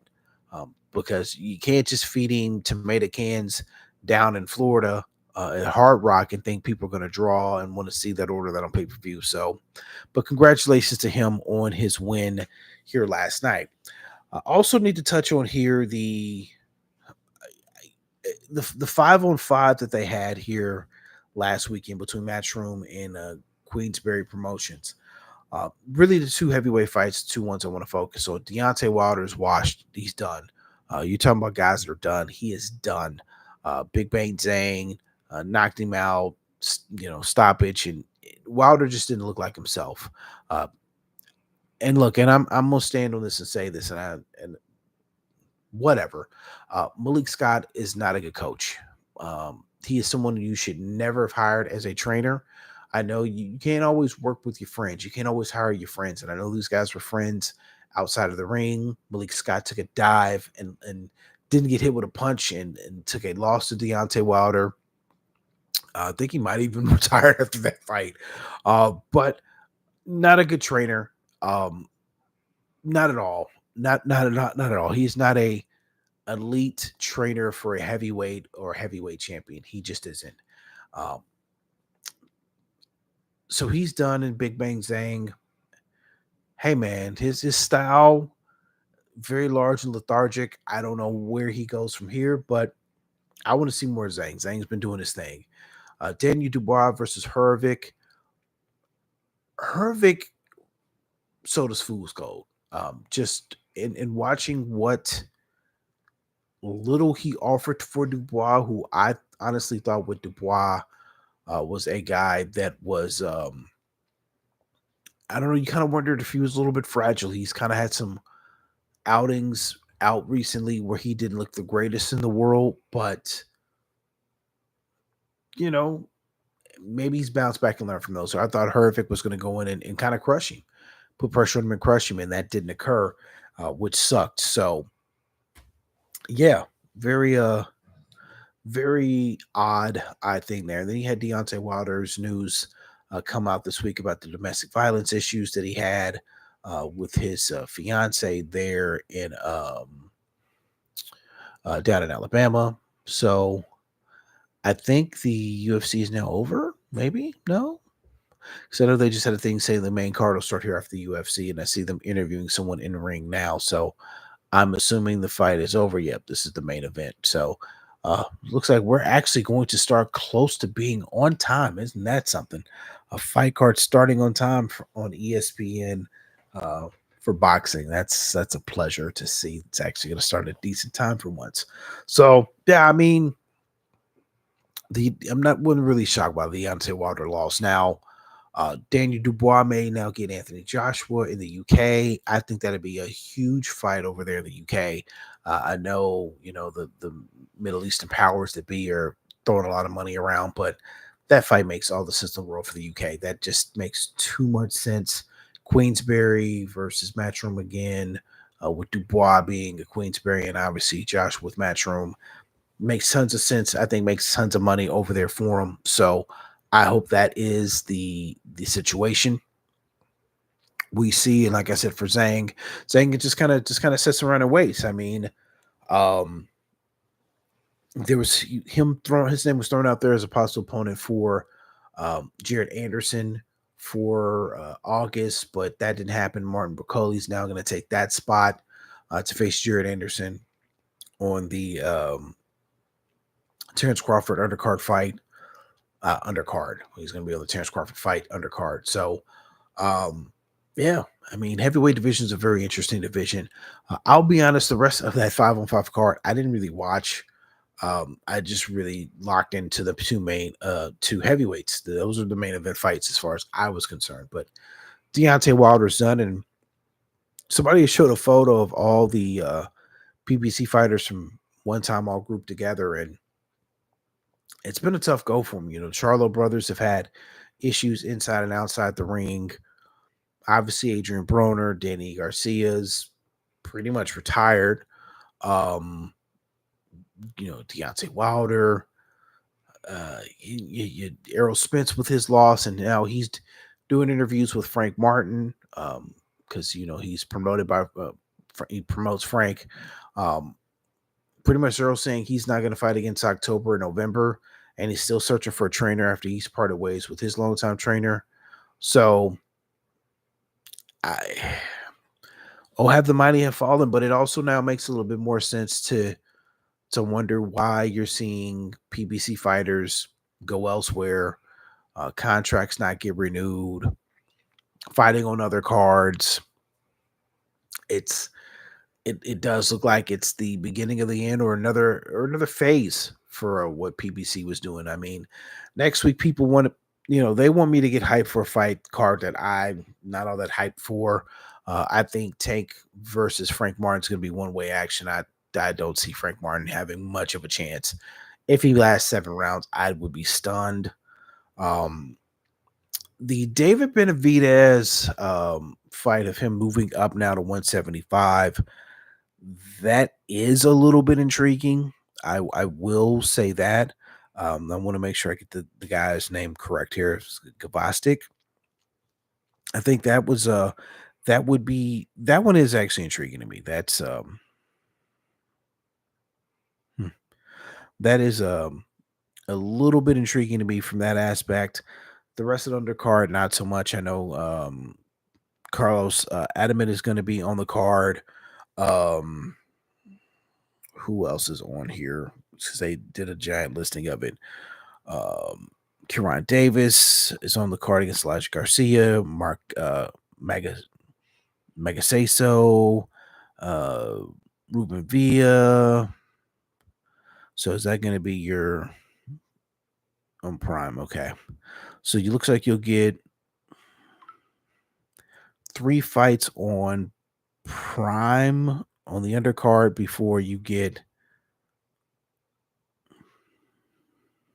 and then you get 2 fights, or actually 4 fights on the pay-per-view there. So, but no, I really am not impressed by the by the card, because I think it's going to be a lot of one-sided action. But I'll let everyone live. I know Carlos Adames versus Terrell Gausha is on the card. That does nothing for me. One of the Russell brothers is a Gary Antoine Russell is on the card. That does nothing for me. And like I said, I don't see much of anything else there. Wait a minute. So ain't no way. I know I'm not looking at this right. So I'm gonna turn the volume back on, and that can't be right.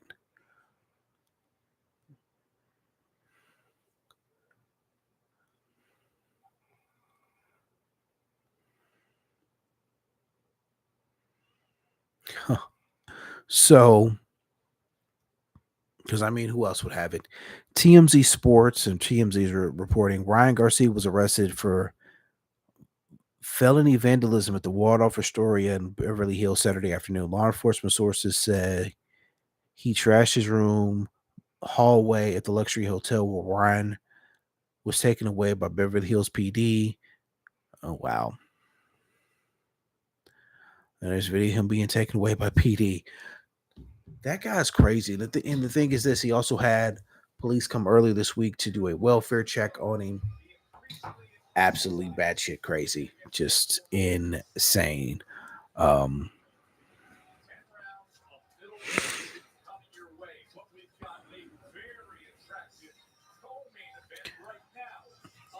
right, so here we go.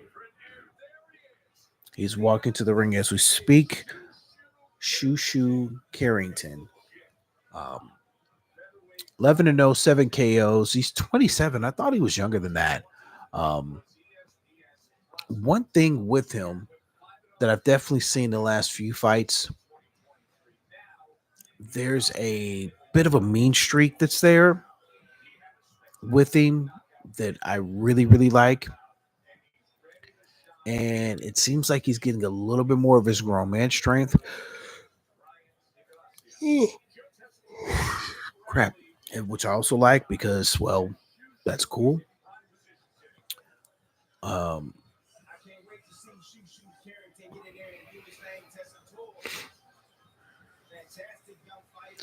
Being working with Kei Karoma.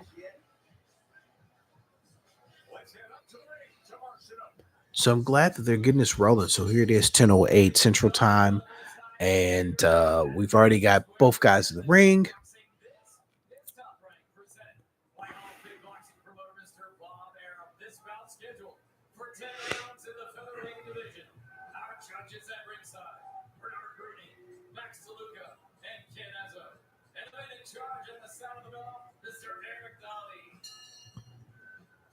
Introducing first out of the blue corner, presented in association with All Star Boxing.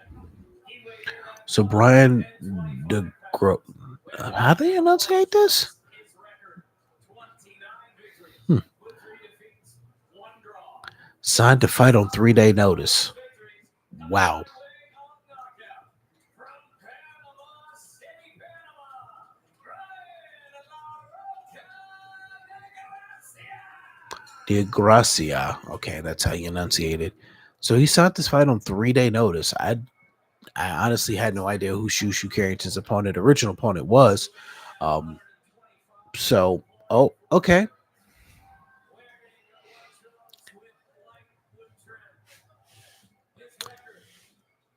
Yeah, a guy signing a fight agreement 3-day notice. Shit. So let's see. It's Saturday, so I don't know if we're counting today. So literally he signed this Tuesday, Wednesday? And you're facing one of the best young fighters in the game, one of the best young prospects there is. And I don't even like calling a guy 27 years old a prospect at this point. I know he hasn't had a ton of fights, but calling a 27-year-old a prospect is weird. But yeah, I don't like DeGracia. His chances, you're facing a guy in Carrington who's already really good. You're facing him on even short notice. That ain't cool, bro.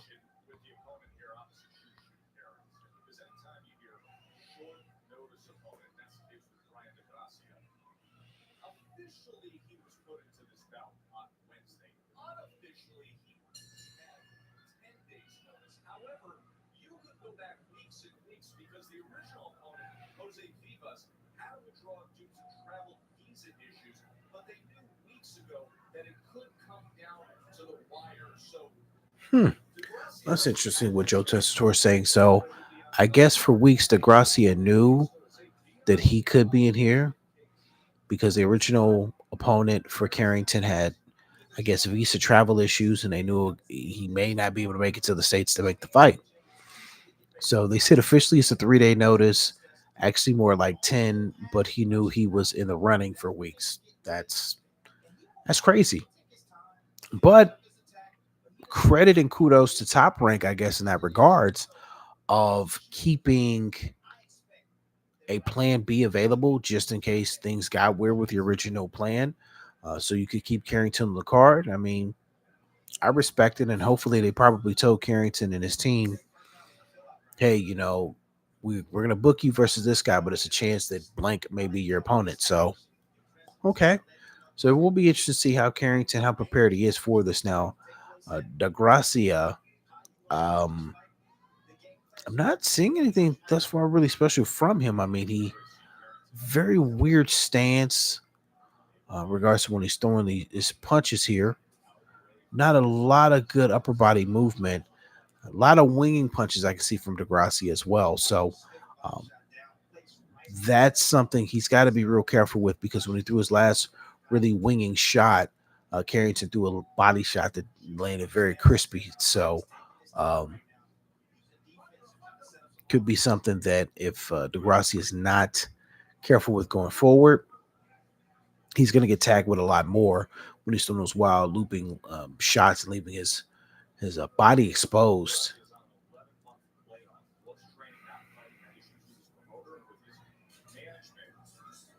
I mean, he's doing a lot of wild shots. So he's gonna get countered. It's just a matter of when, but the counter is going to come. And if Carrington lands the counter like I think he can land, this may be a spectacular stoppage.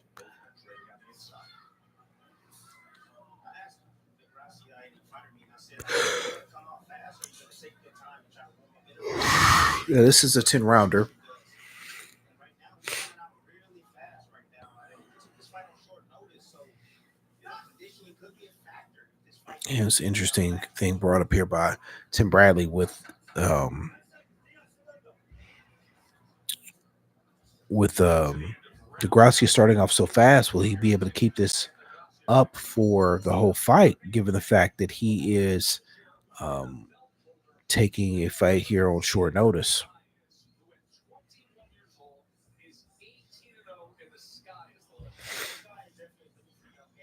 like I say, man, Top Rank is looking for the next Puerto Rican superstar. That's what they're looking for. Xander Zayas just may be that guy. He gets his biggest test tonight. We're going to see if he passes the flying colors test. Let's say good evening to Mark Regal.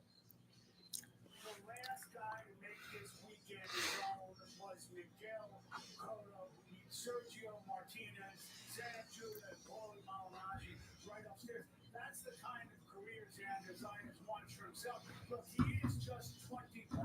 He does not need a knockout tonight, even though he said he get rid of his opponent by 6, Patrick Teixeira. What he does need to do is win and win. Well, that would be a knockout. So I don't like that. What Kriegel just explained about Puerto Ricans and Zayas not needing a knockout, but needing to win in spectacular fashion. Well, that would be a knockout or a bunch of knockdowns, which typically gets the fight stopped. But whatever, Kriegel, whatever. So it will be interesting to see if DeGracia can keep up the pace that he's currently working at. But again, when you're throwing these wild looping shots like this, you're gonna gas out eventually. Again, the technique or lack thereof is gonna come and bite him in the ass. He'll let his hands go. And the more he start building confidence, he starts getting tougher and tougher. Shushu has to put something back in his face. Bryce, nice right hands. Now I know DeGracia, as Tim is pointing out, if you can hear in the background, talking about the shots and punches that he is throwing, landing, but I don't know these little tidbit shots that he's landing here. I mean, it may be giving him confidence, but he's gonna walk into something just to how loose his technique and weird he is when he's throwing these punches, and how out of place he is with his body. Carrington's going to eventually get this figured out. And it kind of looks like that's what Carrington's kind of doing now. He's kind of letting DeGracia throw whatever the shit he is he's planning on throwing and kind of figuring out. Now, I will say this. He is getting hit a little bit more than I would like here for a fight here from Carrington. But I think this may be by design again. I think he's kind of seeing what DeGracia is doing and quote unquote downloading that, as we've known guys do, like Lomachenko and Terrence Crawford.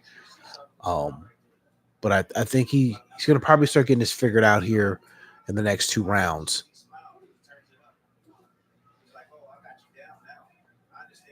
Because I think he's going to get it figured out a little bit.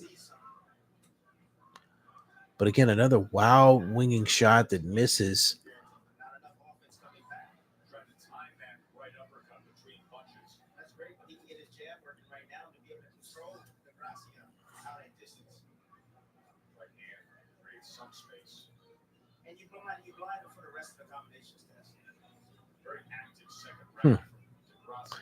I think this may be probably DeGracia round here, 20 seconds left. I think he may, just from his activity, but again, I just don't think he can keep this up for 8 more rounds. And now he's starting to get, again, he got hit with a left hand that kind of wobbled him a little bit. And of course, they go to commercial break, and I can't see how wobbled he was walking back to the corner. But again, when he's throwing these wild shots, this is something you got to know about boxing. When you're throwing wild shots like that, it puts you in a very poor defensive posture position, and that opens you up for easy counters. And I think that's something that Carrington is now trying to figure out the timing on it. He landed a couple of shots there as the round ended that because she's starting to get it figured out. So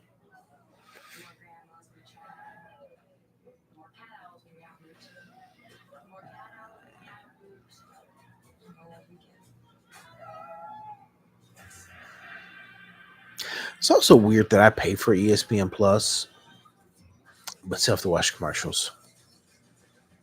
Never understood that. And it's not like there's a commercial free version of this.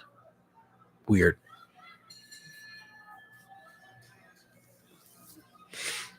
Back here at Madison Square Garden, Joe Tessitore and Tim Bradley. Big moment at the end of round 2 from Shushu Carrington moments ago. Big left hook right here on the inside from Shushu Carrington. Leading with it. You see his head placement right there. Just catching Degracia as he was trying to throw the right hand, the right hand on the way in. Then he caught him again with the same exact punch.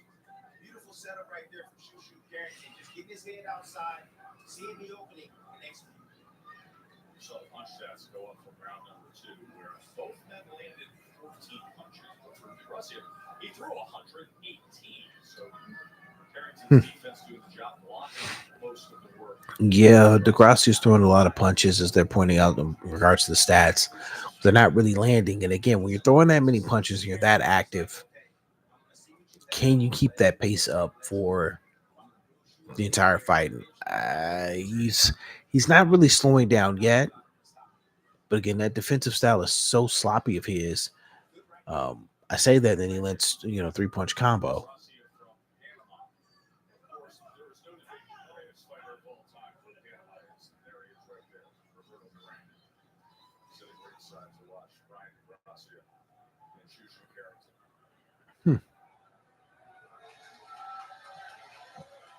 Show Roberto Duran there on camera and into the crowd.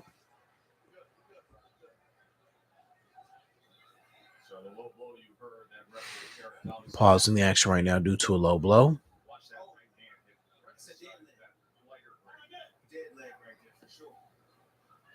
What's that sensation like, Tim? It's a side nerve, man. It's edge your leg. Feel like you can't move, Tess.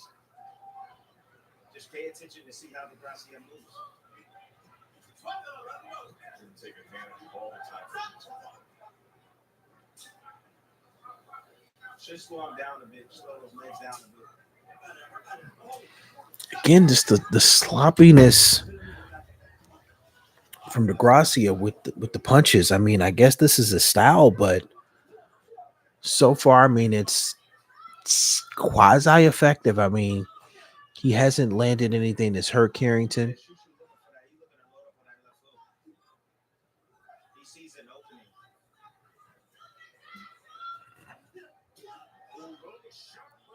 Mm. Nice, just rolling the shoulders right there. Yeah. Degracia landed a good right during this exchange and kind of shook up Carrington a bit. That's the thing. Like, he's got some pop behind his punches with his crazy style. I mean, Carrington can't get too anxious when he thinks he has him hurt, and they get an exchange.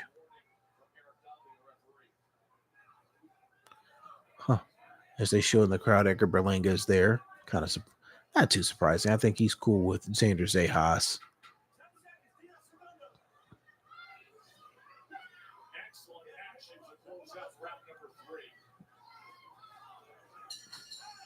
It's a pretty good fight, and I mean, this is kind of maybe one of those character building opponents and fights here for Shushu Carrington. Not looking horrible. Not saying he's loading up and looking for one shot, but I would like to see a little bit more diversity in his punch selection here in the coming rounds. But he's starting to find some openings. He's starting to land some clean shots. So.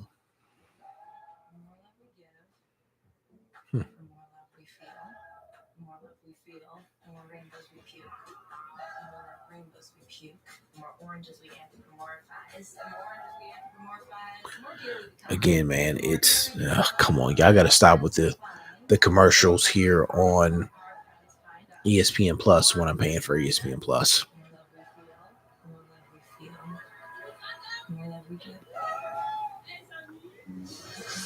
Great scene, as always. Top ranked baseball. Great weekend, New York fight night.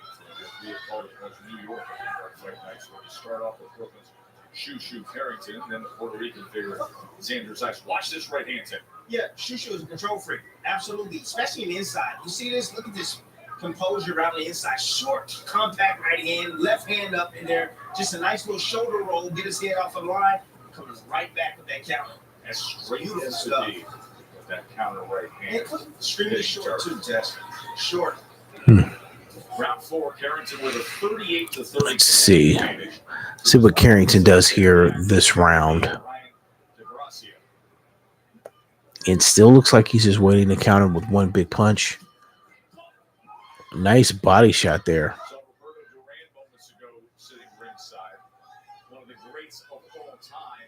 Another good body shot. One of the greats of this generation. You see just behind Bob Arum there. Now, in a way, the pound for pound elite, the undisputed junior featherweight champion of the world, and a guy who Shushu Carrington mentions often. He says, well, Shushu says he wants to fight in a way someday. You know, that's his ultimate goal, is to get in the ring with one of the best top of fighters in the game. No, I don't knock it, you know, but you got to continue to climb, continue to beat fighters. A lot of body work I'm noticing here in the fourth round by Carrington. One of the best I've seen in a very long time. Bernardo Asuna, what are we hearing from the corner of the Gracia? Former fighter Juan Mosquera wanted to start with the jab and stop lunging to not give Carrington that opportunity to counter. We saw that opportunity created in the third round.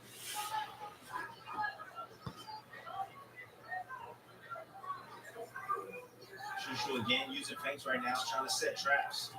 Again, that left hook is what he's looking for. Ooh. Combination on the inside. Combination there. Good right hand there. They landed. Because that's the beauty about him. I mean, he can stay directly in front of you. You can't hit him, but he can hit you. Good example of reflex to get him. You see the head movement and the ability defensively to get out of the way. But if you misjudge, Mm. the time where it was hard to get in there. Again, with the counters, a lot of these Degrassi is kind of walking into as he's swinging and missing, and Carrington's just got that perfect punch waiting there for him. He shoots his right hand or his jab. He lunges forward. He's over his front knee, in position to receive an uppercut from Shushu. There's another one right there for him. Another attempt just off the mark for Shushu. And Carrington's in a fight here tonight.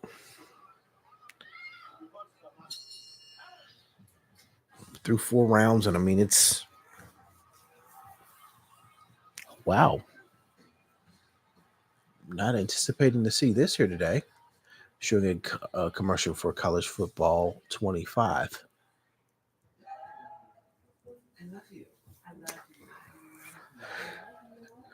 I mean, this isn't as frustrating here with the Tiger Johnson fight prior to, but it's enough to kind of make me like, ugh.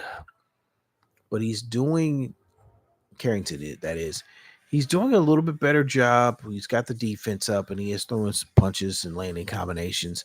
He's also throwing a couple shots down to the body, which is also good. He's doing those, and I think that's going to start paying dividends here sooner than later. I mean, it's a 10-round fight, about the end of the 5th round. So Carrington's winning the fight, but you would like to see a little bit more combination work for him, or just continue to work the body if you can. If that's going to be open to you all day, just work that and slow down Degracia. Also work a little bit more with his jab and off the jab, and that's something he hasn't been as consistent with. The second on activity, but what you're seeing with Shushu, just little glimpses is special. The left hand at the end of round 2, the counter right in 3.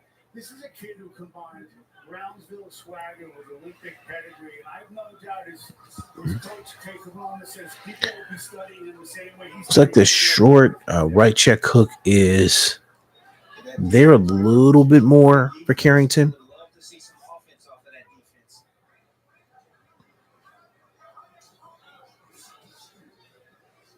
You like that combination combination in the last round where he landed the right hand. Yeah, he uses pulls right here. You see short punch right there, but then he pulls himself back to be able to land that right hand.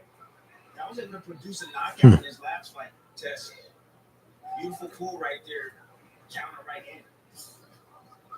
Last fight was here in New York. Nice red roll. He hurt him with that body shot. I was right in the spleen test. It's a left uppercut. Take him to the lead. Uppercut there. Yeah.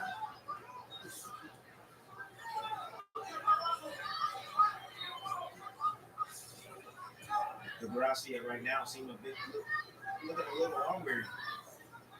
Doesn't have that power, that much power on his shots like he did early on.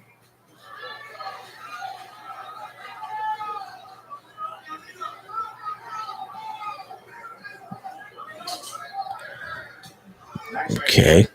Carrington's being a little bit more of the hunter here this round. There it is. Shushu, and Shushu recognized it. Mm. He recognized the inactivity. And Gracia has slowed down. He slowed down his output. And Shushu And DeGracia, one thing that you're that's a part of boxing as well. you're seeing a little bit out of him, a little bit more here, especially this round. And they just pointed it out. Looks like he is kind of slowing down a bit, and he just took a knockdown. He's also now leaking from his nose, that being DeGracia. The title-seeking featherweight contender here in his hometown with half a minute to show that he's a closer. Shushu Carrington. Let's see what Carrington does here. 23 seconds left. I don't think he's going to get him out of here.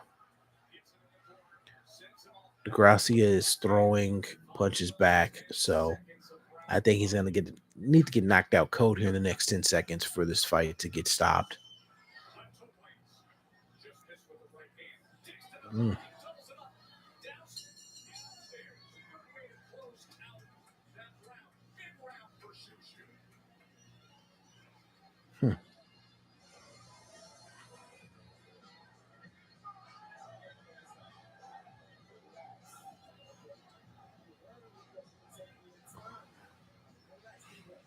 Carrington does look pretty relaxed in there. I will give him that.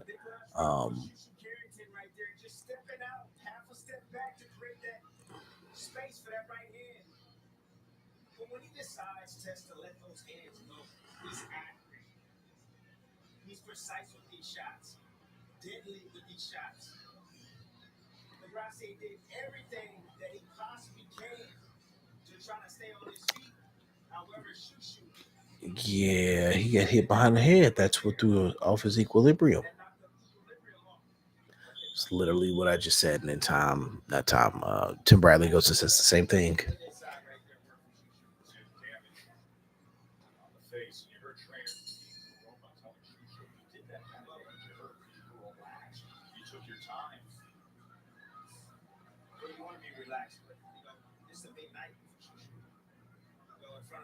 His hometown, Brownsville, so he wants to impress. So you gotta let them See, 6th round here. put him in his place and let him know, hey man, relax. It's gonna come. Let it come. Don't force it. Blood is just leaking from DeGracia.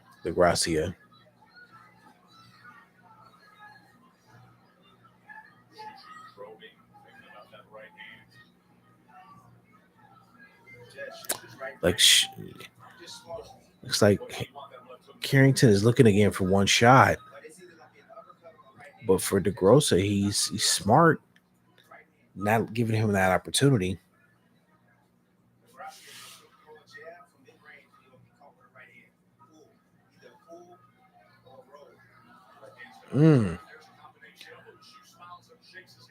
But DeGracia's face is just he's leaking.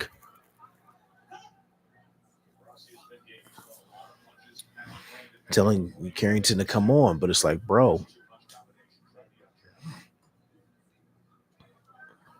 Oh, right there by Carrington, and just made more blood leak here from the nose. But for DeGracia's case, lesser man would be deterred. He's still coming forward. but clearly getting damaged now. We got about a minute here left here in the 6th round. But you can definitely tell his reflexes. He can't get his hands back up quick enough to defend these punches. Punch between these punches, find these openings, throws to the body, wraps around that left elbow as well. And now a jab is kind of now making DeGracia kind of jerk back. And you can tell the punches he's throwing now, especially this last minute of the round, don't have enough zip on them. So with no zip on your punches, it's just a matter of time. And again, to Carrington's credit, a lot more body work here.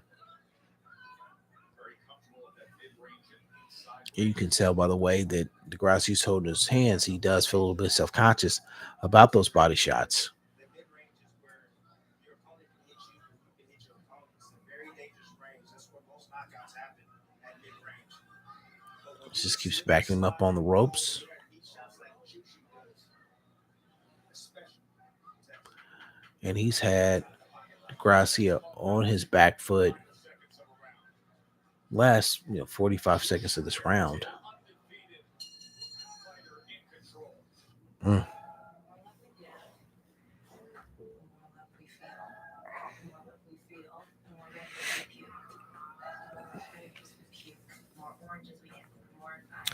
I mean, he's winning the fight. I don't know how much more punishment DeGracia can take. He's up.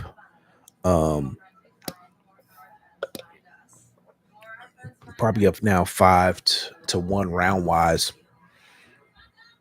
So, which is good because my butt's starting to hurt sitting here in this chair. Hopefully get him stopped here in this round and we can go on here to the Xander Zayas fight. I know him and Teixeira have gotten their hands wrapped in the back.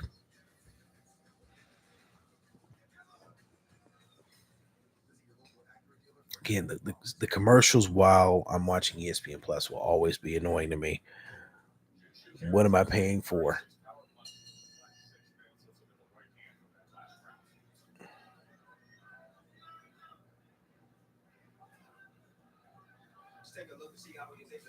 Now, we'll say a little bit something I noticed the last 2 rounds here, and it's kind of starting off again here in the 7th, is DeGracia's.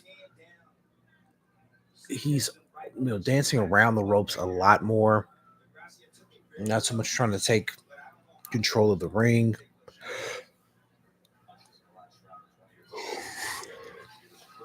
And Carrington is right now, and he's in stalker mode. He's just stalking him down.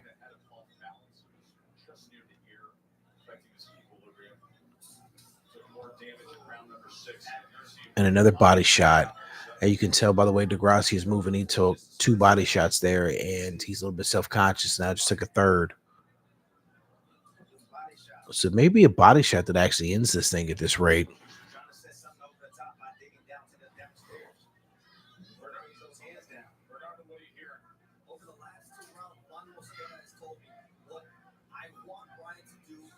To use the ring, move around, but more importantly, hold. He needs to hold him if he gets hurt. That's a survival strategy.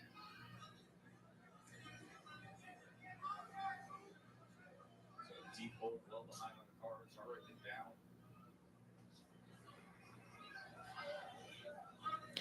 Big DeGracia is just expending so much energy dancing off the ropes and just kind of walking around in a circle. Now, Carrington's not doing a ton of times to cut off the ring. He's attempting to here right now as I say that. He's got DeGracia cornered, but again, lets him off the hook.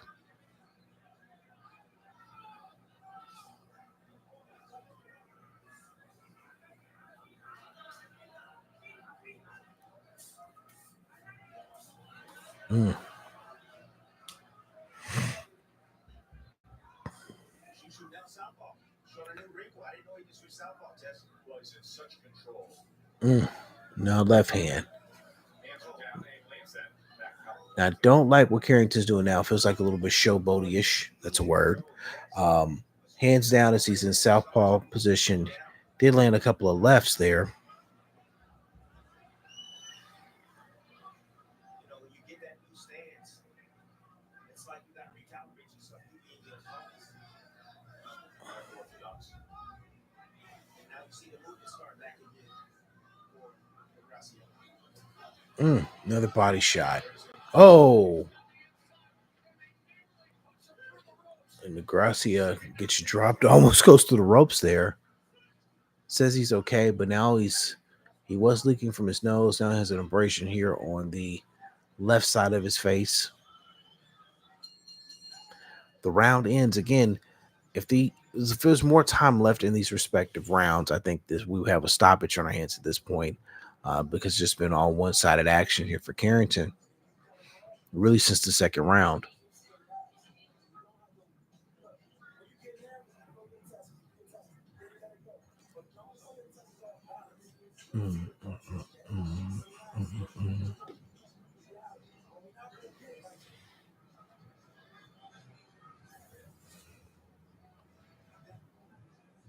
He didn't go down. However, the ropes, if they weren't there, he would have went down.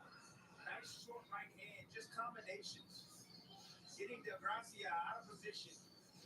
So it was kind of like a short right that made Gracia take a knee.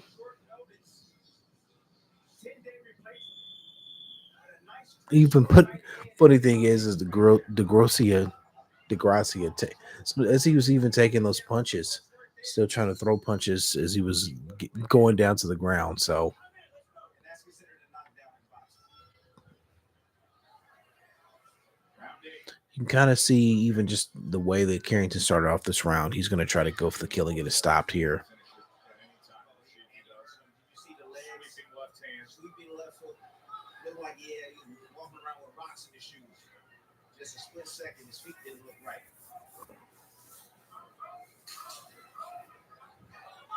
Oh, Carrington sees that he's hurt. Come on, is he going to close the show? now he's just toying with him now. Inspired fighting on this fight card, not far from his Oof. Of course, you see that forever light on the back of his trunks, always remembering his brother who was murdered back in 2014. His brother Michael, forever light. That's his nickname, always on the trunks of Shoo Carrington. So my family and friends here at MSG tonight to see this next. The thing is this now, with the damage that he suffered early and the pace that he started earlier here with Gracia, his punches, you can just see him coming from a mile away. He's throwing them. He just landed like a left there, but they have no real steam on him.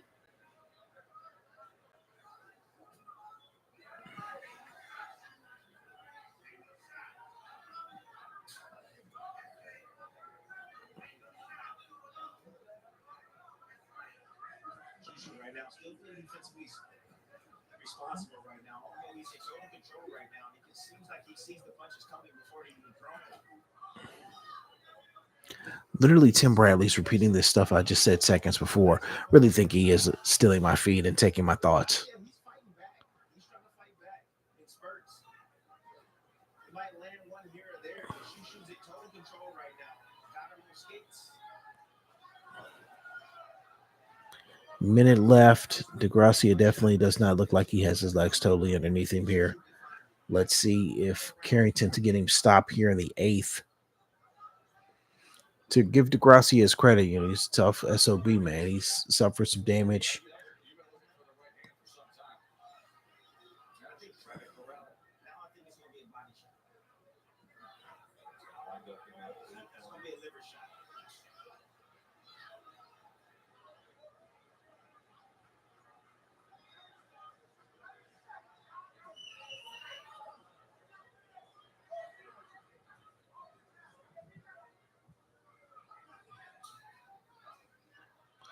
Gracia's throwing punches, but again, they just don't have anything with them. A good flurry here to end the round. So the ref going to jump in, and the ref jumps in and stops it. So that's what you're supposed to do. You let the referee do their job. So Carrington gets a TKO stoppage here in the 8th round. I think it's probably about 3 seconds left before the bell went off, but that's what Carrington's supposed to do.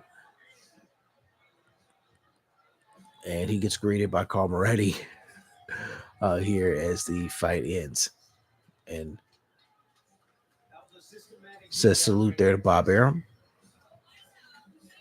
systematic beatdown. But yeah, I mean, that's what you're supposed to do. When you have an opponent hurt who's too tough for their own damn good and who doesn't go down, you just got to hit them with punches and flurries. And even if they all don't land, you're going to force the hand of the ref to jump in and prevent any more damage from actually occurring. And that was you just put the flurry together, and Gracia had nothing for it, and the fight gets stopped. So good work here by Shushu Carrington. A little bit of a slow start, but again, I think that was more of him kind of figuring out his opponent a little bit more. But yeah, a good way of stopping it. I mean, the last 4 rounds, he was definitely in control, and granted here, let's see, that one landed, that one did, that one didn't, that one didn't. That's a body shot. So yeah, he got hit with about 7 punches that look like they landed pretty well. So I got no beef with the stoppage. He was on the ropes. You can see it coming just in the way that Carrington was kind of cutting off the ring, and where he just kind of just stopped. Oh, Inoue. Forgot Inoue was there right behind Bob.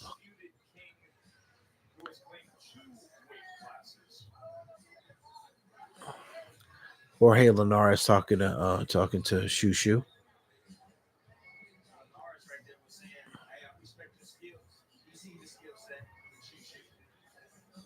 Interesting. I don't think he's anywhere near ready though for it in a way. Shushu Carrington. And granted, he's naturally the larger guy, but in a way, it's just on a skill set level, just leaps and bounds above everybody.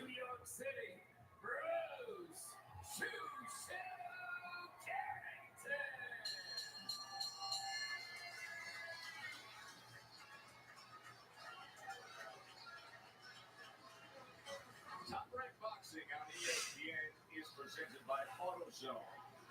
Get in the zone. Shushu Carrington. Spectacular performance tonight to earn the TKO victory. The last time he had a great performance and we went up for the post-fight interview, he had a spot-on classic Mike Tyson impersonation at that moment. What will he offer Bernardo now? All right. He's probably going to call it in a way as they're talking about what Shushu Carrington may say here in the post-fight interview.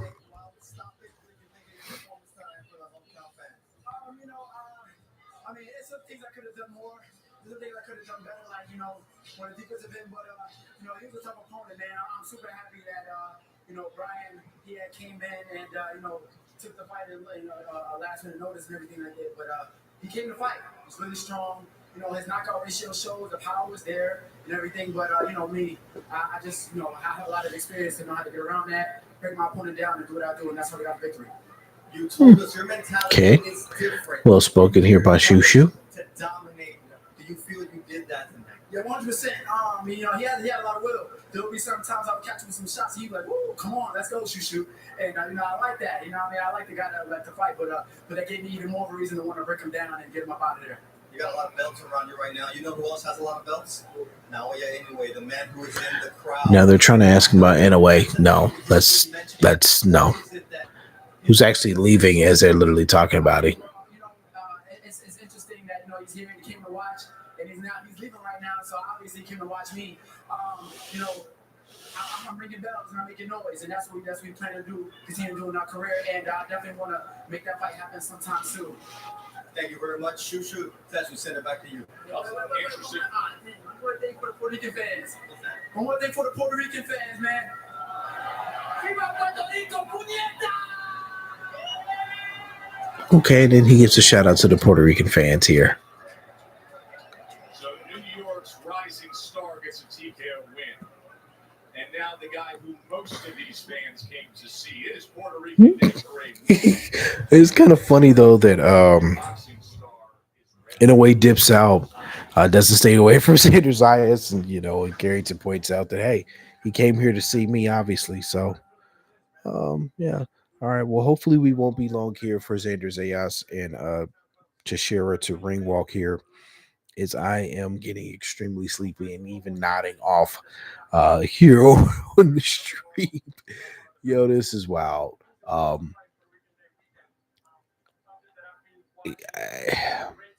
I mean, I'll give what I saw from Carrington. I'll give that a solid B and maybe even a B plus. Like I said, slow start.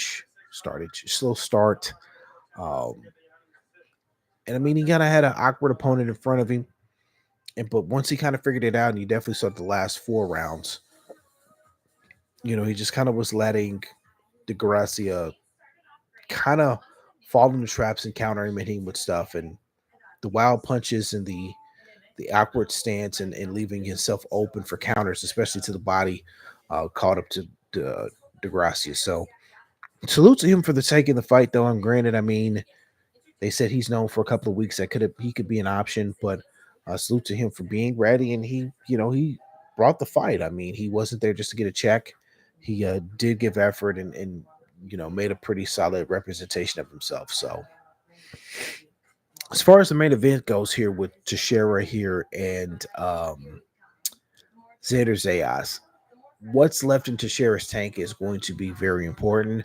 I think we'll get a better idea of that probably within 3 rounds of what he has left and how much he wants to be in there. Uh, those questions will get answered very early because I think Zayas is going to force him to answer those questions.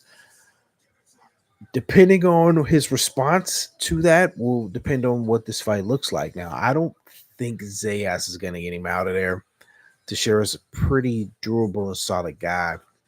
Don't see Zayas getting a stoppage like right now in the fight. I don't see that happening.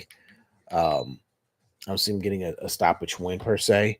I think he could damage him. I think he may be dropping, but I don't think he's going to actually get a stop here in this one. But I do like Xander 2-1 on the card, so we shall see. Showing a commercial here for soccer.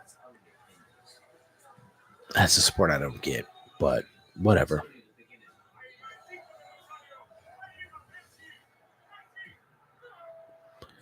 You got this, Adidas.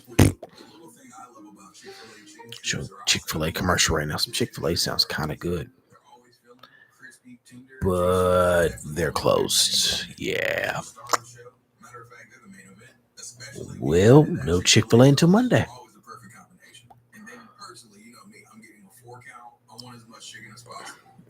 And of course, they have the guy, I want as much chicken as possible.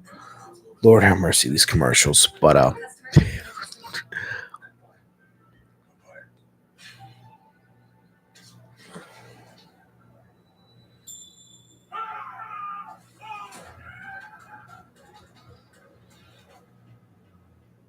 really awful commercials.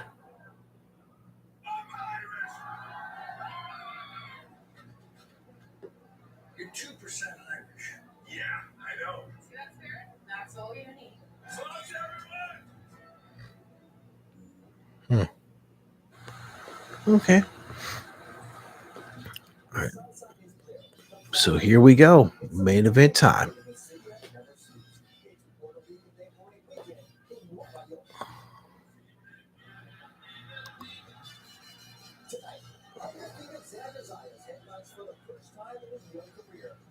It's crazy to think. It's kind of messed up just seeing this. Shout out to the highlights of Miguel Cotto here on Puerto Rican Day weekend. That's my guy. Still one of my favorite fighters of all time. That Edgar Berlanga's in the crowd here on Puerto Rican Day weekend, and Xander Zayas is headlining this card. So they just show some paella. That looks good as well. But yeah, that makes me wonder a little bit how he's got to feel, if he feels a little bit salty about that, because you're supposed to be this big star, and why aren't you headlining one of these cards? Why haven't you told Eddie Hearn, hey man, I need this weekend, that needs to be me? I need to be in New York. Now I know there is an opportunity to. I mean, God, I hope it doesn't happen, but um, he could potentially be getting a Canelo fight in September, which I hope is not the case. God, I really hope that's not the case. But more than likely will get that opportunity. So I mean, I guess if you're not fighting this weekend, if you're getting that instead, sure. But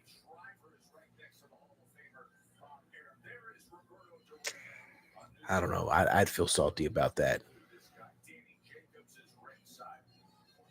Former belt holder Jorge Linares just saw him in the ring moments ago. A guy who used to headline this fight night. Edgar Berlanga is ringside, as is the lady who may be the best It's fighter of all as they just literally pointed out, a guy who used to headline these fight cards in Puerto Rico Day weekend. Oh, and Edgar Berlanga, that's kind of messed up. But again, man, like I said, there's a reason why he's not with Top Rank anymore. Um, Sometimes your ceiling is your roof. I mean, that's as high as you may get in regards to your skill set level and what have you. And like I said, there's a reason they let him walk. Um, we're 6 minutes away from the fight. Jesus. should also mention Subriel Matias at 140 pounds. Xavier Zayas doesn't expect to make a real title run until next year. In the meantime, he's ranked 4 in the BO, 7 in the BC. But he's trying tonight for a very particular kind of stardom. And he's building on this Well, night. Kriegel had to mark out and say that Amanda Serrano is, I guess, the biggest boxer, Puerto Rican boxer of this generation. Again, she's not. I honestly don't know if I don't know how many boxing fans actually know who she is. And again, that's not trying to be disrespectful. She's just not as big of a star, I think, as they think she is. So That moment where expectation meets reality. So here comes the former Delco. 12 years to see. This business is the hard business. I got somebody in front of me. If I do what's necessary and I do the job that I'm supposed to do within 6 rounds, so now we have the fluffer video here from Kriegel. especially in New York. I like Puerto Rican Day weekend. I do believe it's going to become a tradition. I've been working hard for this to happen.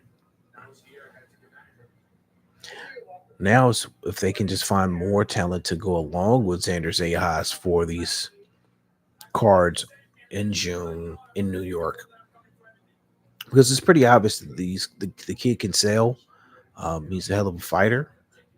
I mean, he does, good. They do good business down in Florida as well. Has a heavy Puerto Rican and Latino demographic down there for the fight card. So, to definitely got to give Top Rank's marketing team and management team kudos because they're doing the correct thing, placing him in certain areas, certain markets to have his fights. I mean, New York makes sense. Florida makes sense right now for him. He's not a Vegas fighter yet, but I think he can be there. And I mean, he may not have to be a Vegas fighter. He may be able to continue to draw big numbers, crowds, and energy in New York. And like I said, even in Florida. And let's be clear, Florida actually is a lot of boxing fans down there. I mean, it's again, if you build it, they will come. It's all about putting the fights in certain areas in Florida, and fans will come out. I mean, I went to Florida for a Miguel Cotto fight that he had at the Amway Center where the Orlando Magic play. I don't know if I think that's still the same arena they're in now, and that it was packed, um, packed with various different people. Oddly enough, Terrence Crawford was on that undercard too. I think that's one of his first times airing on HBO. Um, but I mean, they came out. I mean, I know they've done smaller venues in Orlando and the Miami area also with Top Rank, and they've had no problem. So I think as long as Andrew Zayas keeps winning, he's going to get those opportunities, and I think that's not going to stop anytime soon. Um, they could hold him, obviously have fights in Puerto Rico as well with him, but yeah, I mean, they're doing the right thing. They're saying, next year probably his run for a world title, which makes sense. There's no need to rush the kid into something that he doesn't need right away. I mean, far too often we've seen guys get in these championship fights and get these opportunities and aren't ready for these fights. Okay, that was a big one. Tried to fight through that one. But they're not ready for those fights. And I think the smart thing is hold off. They're don't be in a hurry. Um, I know some promoters kind of get roped into, and then this happens with fighters as well. They get roped into trying to become a champion quickly or getting them a championship fight before the contract runs out or what have you. And they can maybe still sink their claws into them for further longer time or longer terms. Um, so, I mean, it's a business at the end of the day for the promoters, but some guys just aren't ready for championship fights. And when I mean championship fights, I mean the actual real belts, not the weird secondary belts or interim belts. Though I don't count those shits. It's bad enough we have enough belts out there as it is. So, but yeah, I think they're doing the right thing with Xander and just slowing him down and definitely looking at something here for next year for him.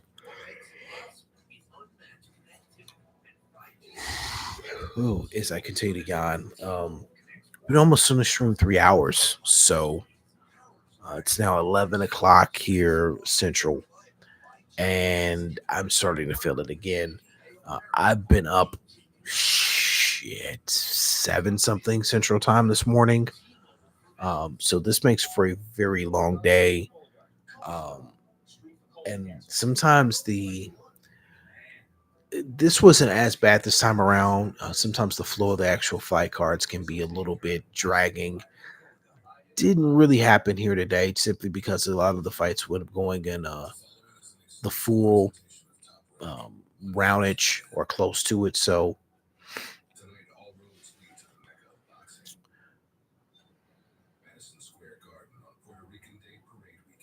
they're now showing their lead-in video here to get you hyped.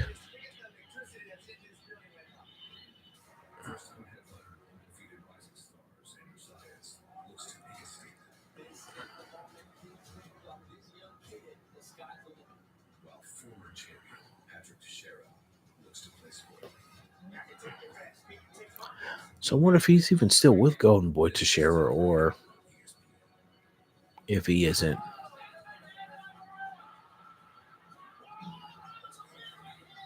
Hmm.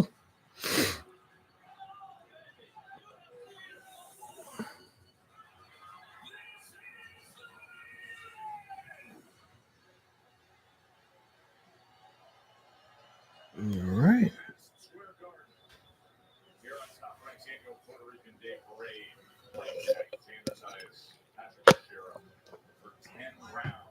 So I wonder if this fight, well, because I would have been in the big room.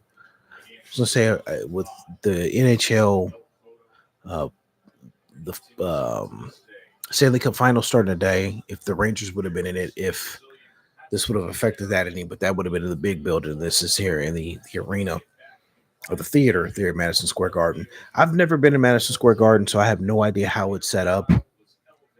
I didn't know there was like two different.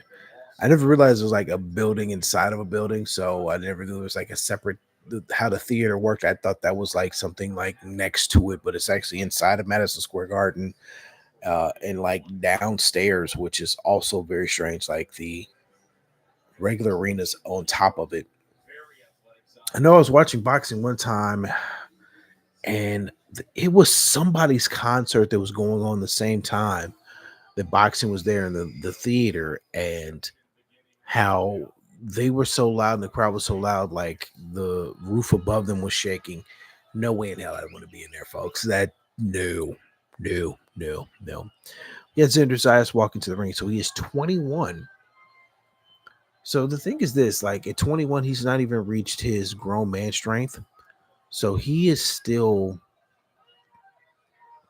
he's probably another year or two away from really being in that era of Roman's strength and being ready, for fighting. So I mean, that makes sense if they're gonna wait to push him back until sometime next year for a real legitimate title run.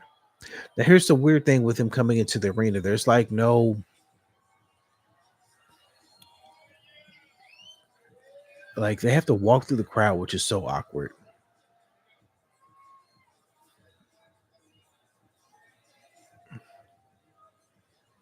And come downstairs. Like go through the crowd and come downstairs.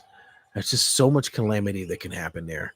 Like I'm fearful of that kind of stuff. I see that kind of stuff occurring. It's like, are you gonna fall down the stairs? You're gonna get an overzealous fan. With our culture, celebrating, honoring the sacred commitment he feels he has to his people. And he's rocking a fancy jacket here as he walks to the ring, and heavily endorsed by Bud Light, which is quite crazy for someone who's just now 21. Um, I mean, credit to Bud Light. I mean, he's got the thing with him, and so did Tifimo Lopez. So hey, I mean, get that sponsorship money, buddy. This is boxing. This is Top Rank, presented by Hall of Fame boxing promoter Mr. Bob Arum.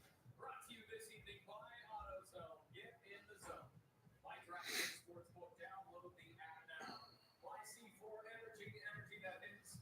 And by Twisted Tea Hard Iced Tea. Keep it twisted. We are sanctioned by the New York A City lot of sponsorships tonight. They're talking Director Matt and listing off. This fight is scheduled for 10 rounds for the NABF and NABO junior middleweight titles. Our judges at ringside. And let me say this here: if Tony if they want to cross their paths, and I mean, really, right now for Xander Zayas to be a step down, but if they want to have him face Melnicki since they've signed him, yeah, at this stage, it's definitely night and day. Xander's is way better than Melnicki, but we'll see if that's something they do. I don't really see that happening unless there's some sort of hold up in regards to him getting a title fight of some sort, meaning Zayas. That is, I don't see them cashing out on Melnicki and just unless they just get him in some fights. He wins them, but doesn't look great, and they just say, you know what, last fight of your contract, and feed him to Xander just to get rid of him, have him be damaged goods on his way out. Teixeira is 33. I mean, this is 39th pro fight. I mean, he's had some tough fights. I mean, you wonder, even at 33, 38 fights, how much tread is on the tires. I mean, he's a tough guy. I mean, he's a solid opponent for this juncture of Xander Zayas' career, but we'll see. And it's also so weird that boxer from Brazil. Brazilians are more known for MMA, so I mean, he's done his thing here with boxing. Credit to him there.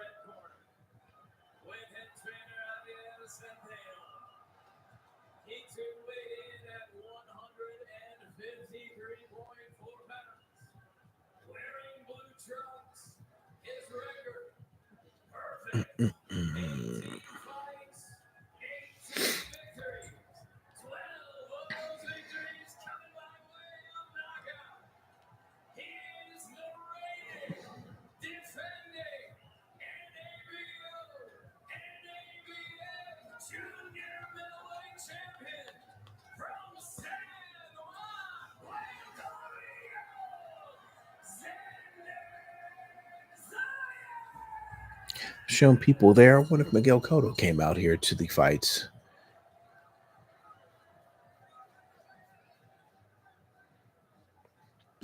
All right, we're finally about to start here. Let's see what Patrick Teixeira has left. Ricky Gonzalez is our referee. He has a very awful haircut. Just looks like he's got a crop of hair just on top of his head. Yeah, it really looks like he has a toupee just glued to the top of his head.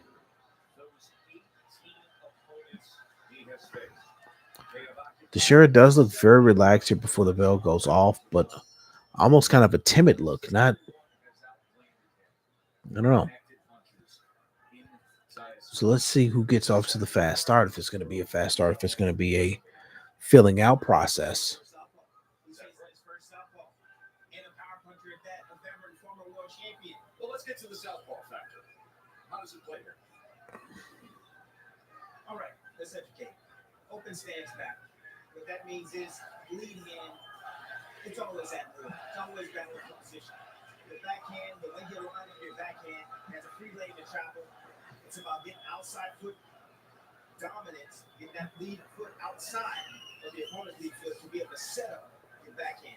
Whoever Zayas is trying to be the aggressor here early on. Oh, as I say that, he lands a nice uppercut.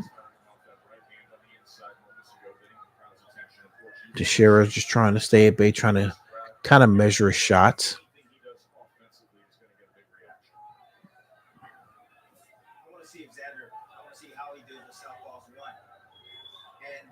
And they're pointing out this is the first southpaw that Zayas has first faced here so far in his career.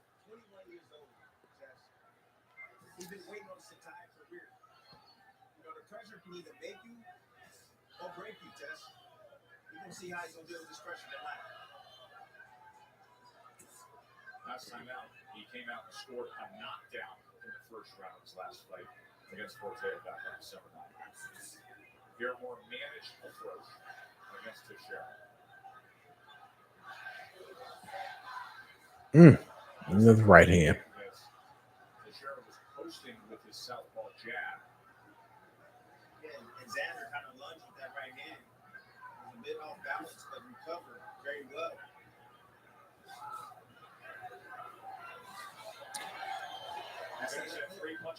Yeah, Xander is definitely the aggressor here to start this fight.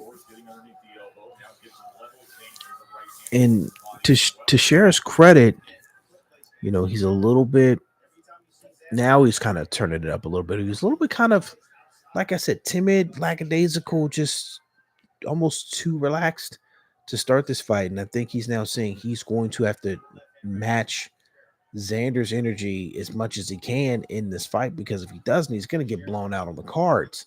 So I do like him being a little bit more active and what have you here as the round has worn on.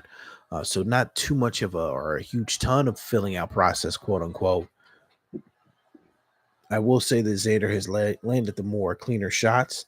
He had a nice uppercut and a nice right hand here in opening round. So Teixeira didn't get buckled by those. He didn't seem to be hurt by those once he, once they landed on him and what have you. So that's a plus. But The thing is that check it out anytime on Amazon Music. what is this here? Okay, well, some junk. I'm like, the hell is this here in my timeline?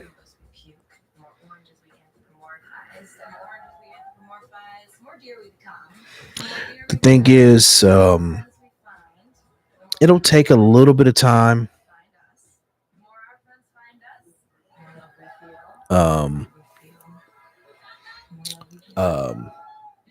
I'm getting lost in my thoughts here, just seeing something here on Twitter. It'll take him a minute to kind of get used to the facing a southpaw here for Xander Zayas. But I think once he kind of figures that out, I think he should be fine. Just because, like I said, the timidness that Teixeira show early in the round, I don't know if he can keep that energy up the whole fight. Yeah, especially on the inside. You got to be calm to be able to see this again. Beautiful short uppercut right there. You see Teixeira's head leaning forward in that high guard. When he do his head guard with that uppercut, good placement right there. But the shots that he did eat, he ate them pretty well. But it's going to be a question of, can he handle that for 8 rounds? Oh, wow. Right hand caught him. And I think Teixeira tried to say it was a low blow, dropped his hands. I think they kind of woke up Teixeira. Teixeira knows he's going to have to be more active. He's going to have to fight fire with fire at this point, because what's happening is Xander is getting in a groove and getting in a comfortable spot, and Teixeira is not really responding the best. Now, nice little combination there by Teixeira to try to earn some respect back, but Zayas is throwing good combinations, high, low, good body shot. And I think that's going to be real smart here in Zayas' part is work the body. And again, as I say that, he landed another body shot there. So I think that's going to be the route he's going to take here. And the thing is, he's landing these body shots, and Teixeira's so paranoid about that, he's getting hit now up high. So the combinations are there. The thing is this, though, as they're pointing out, Teixeira's doing his best to fend him off. I don't think he can do this, though, for, the rest of this in 8 more rounds. Like, I just don't see him being able to do it. That same token, you got to ask, will Xander Zayas be able to keep the pressure on for another 8 rounds? But I don't know if it's even going to make it there because Teixeira is getting hit with a lot of clean shots, a lot of body blows. I know he's going to say some of those are low, something hitting a couple hitting him on the hip.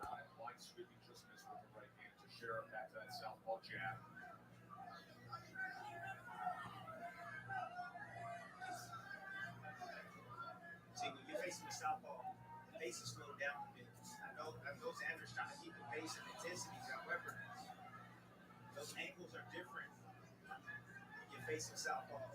Southpaws are used to orthodox fighters' angles, but orthodox fighters are not used to the southpaw angles. That's the advantage to southpaw sometimes. Good combination from Xander. I mean, good work here from Teixeira here this round, but just more of it, a little bit more accurate of it from Zayas there. So we're about to enter the third. Again, who can keep up the pace or who can take the punishment? I got Xander up 2-0, but we shall see.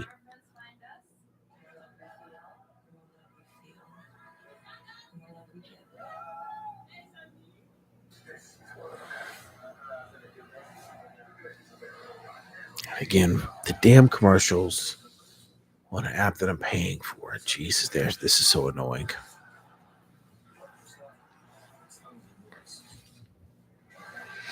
I wonder if they're doing a state of boxing here after this. I know once this fight is over, we'll be ending the stream because I'm exhausted.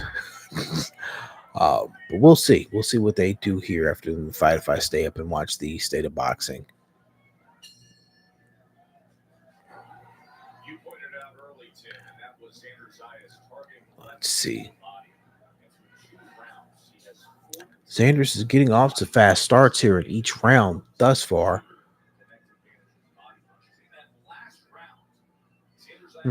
They're showing he landed 10 body punches here in the second, that being Xander Zayas.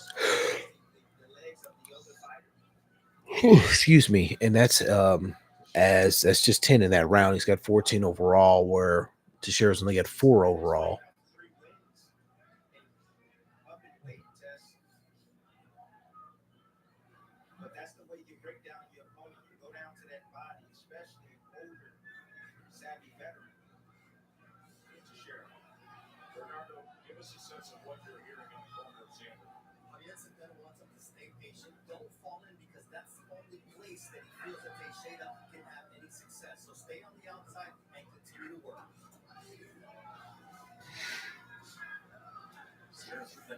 Oh, man.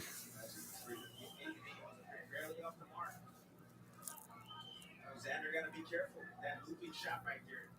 That's a punch that Teixeira is really good at landing and setting up. He'll move his head to his right. And as he's moving it, he'll loop that left hand right down the middle. Okay.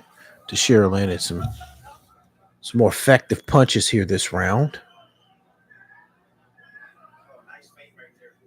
Got the hands down on Teixeira.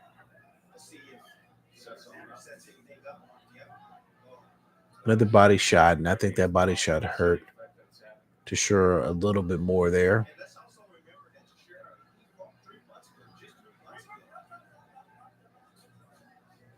in March. So he was able to build on the training camp coming into this fight. He was expecting this fight to happen. So I expect him to be in shape. He was 164 and a quarter pounds for that fight. 2 fights ago, he's 167 and a half, and then comes in 153 and change here.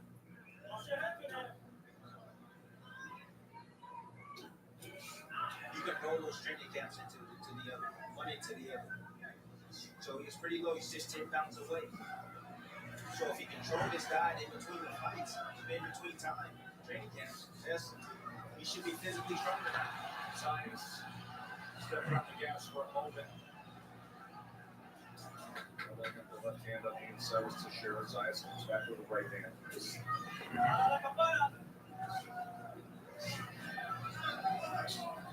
One thing I noticed here in the third round, Teixeira was doing a lot of like he was looking back, and I mean, granted, it was just for a couple split seconds, almost like he was hearing or looking at something in the crowd, and it was distracting him. I mean, he didn't get hit with any punches when these were happening, but just very strange for him to just kind of like look to see who's yelling at him or who's talking to him. Kind of his better round, not better, this best round he's had so far tonight. Still don't know if it was 100% enough to win, so maybe 2-1 or 3-0 for right now Xander Zayas. The thing is, though, the body shots are affecting and bothering Teixeira because he's getting hit with quite a bit of them, and you can tell with this guard, it's starting to agitate him. So, something to keep our eye on here as we enter the fourth round. Granted, this is only a 10-rounder, so we're getting closer to halfway point. Teixeira hasn't totally slowed down yet, so will he slow down, and can Zayas keep up this pressure and whatnot?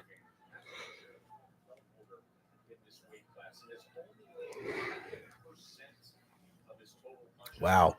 So he's thrown 152 punches and landed 13. They're saying Teixeira, 61 landed here for Zayas. Zayas is quick on bagging him up. That's one way that we don't really talk about much. Beat a southpaw. You take away those angles, you get him in that T position, you get him along those ropes where he's squared up, you're dead center, you're able to operate with both hands, not just one. He keeps loading up with that right hand, and he keeps forward shifting. When he throws that right hand, you see that back foot lift up off the ground and come forward, test. He's exposed at that very moment. Teixeira has yet to make him pay for that.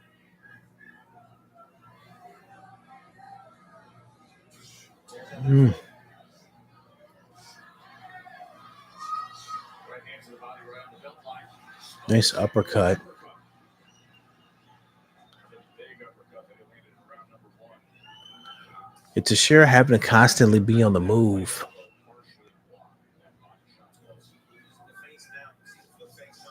That's what he was told.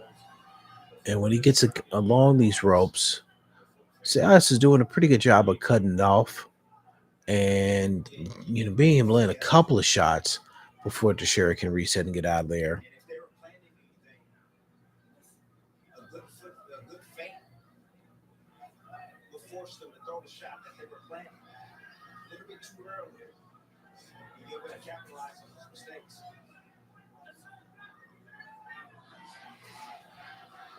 Yeah, it looks like Teixeira's slowing down a bit here. He's keeping that lead hand. He's keeping it glued down to his body.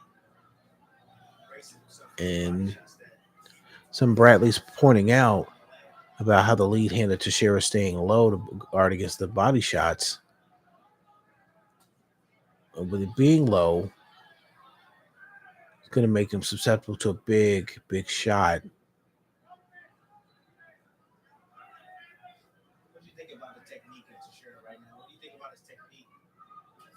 From your eyes, that's the shot right there. That's the shot I'm telling you about. He moves right, gives shot. But it does come with some risk, though.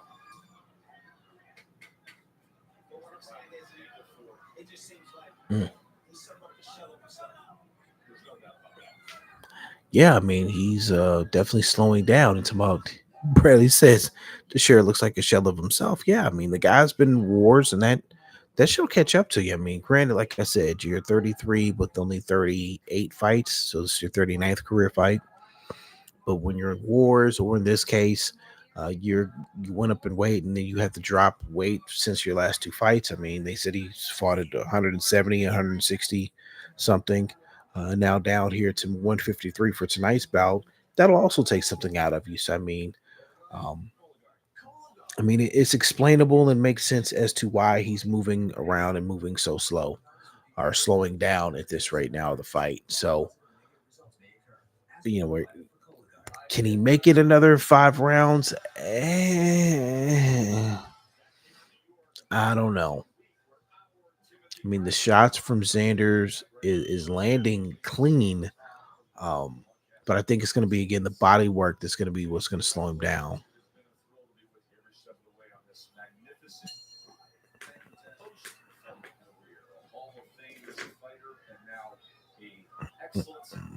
As we're now in the 5th round, so yeah, after this we'll be at the halfway mark. And then moments after that, Naoya Inoue was named fighter of the year. It's been great to have him this week as well. He was at Yankee Stadium last night to see the Dodgers. He was doing a little bit of shopping on Fifth Avenue today. I don't know if you saw the way he walked in with his new dozen. Here we are, round number 5. Xander Zayas in complete control. The Thing is, this what Teixeira's now being kind of reduced to is being a counterpuncher. After Zayas goes in for the kill, it's him countering off of the ropes, and it's not real effective. This is the same Patrick Teixeira, was the same Patrick Teixeira who beat Carlos Adames. It's also Xander Zayas' first professional test against the Southpaw. It's not just about Teixeira being old. He's making them look old. He's making them look, his punches look wide. He's making A lot of body work. slow. He said he would be disappointed. Nice left hook there. Right now, I have to agree with him. The activity has picked up from Xander Zayas, letting his hands go. Teixeira's doing everything he can to evade, get away. I'm noticing something here with Xander. Maybe that's just a tick he has in the ring, but seems shaking that right hand a little bit. Xander seems to be off balance. I've seen a lot of positions where Xander is vulnerable. Letting his hands go, getting a little bit too excited. He needs to take his time, set up his attacks. It seems to me he's rushing things at times. Yeah, I would agree. Getting overly anxious. That does look like Xander's kind of rushing the work. I will also say this. Teixeira looks like he's gassed. He just for a second, he just kind of let his hands go and look like he took a couple kind of pants or deep breaths, but not good. You gotta occupy the space in between you and your opposition. You gotta give him something to look at. I mean, he's still trying to throw punches. He's up against the ropes. With his jab. And that will help him be able to set up this power shot, which is that right hand and left hook he's looking for. And Teixeira can do this all night long. He can do this all night. These are veteran survival tactics. See, look, he's playing the game right now. Moving his body, upper body, slipping, sliding. Trying to confuse the young man. That's how they approach this entire round. As they're saying, he's buying time trying to confuse Xander Zayas. I mean, okay, but I don't think he won the round doing that. I mean, again, he's fighting a lot off the back rope, off his back foot and along the ropes, and just not the way I go about doing it.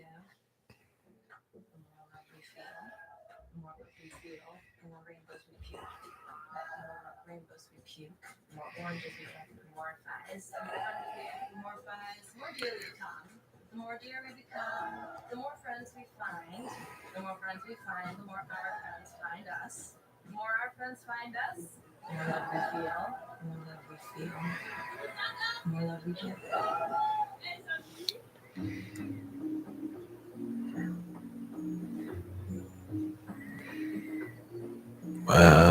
It's a weird thing on here. Typically, they have that when the show isn't about to start. There we go. Thought I'd lost my signal here to ESPN Plus. Xander Zayas against Patrick Teixeira, who Mark mentioned when he won the vacant interim junior middleweight world title against Adamus back in 2019. That was against another 18-0 fighter, but this is a very different version that you sense tonight of Patrick Teixeira.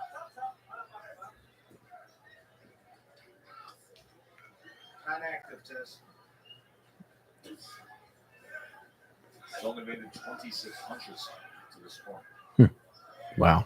So it's saying Teixeira's landed 26 punches here through, 2 minutes here left in the 6th round.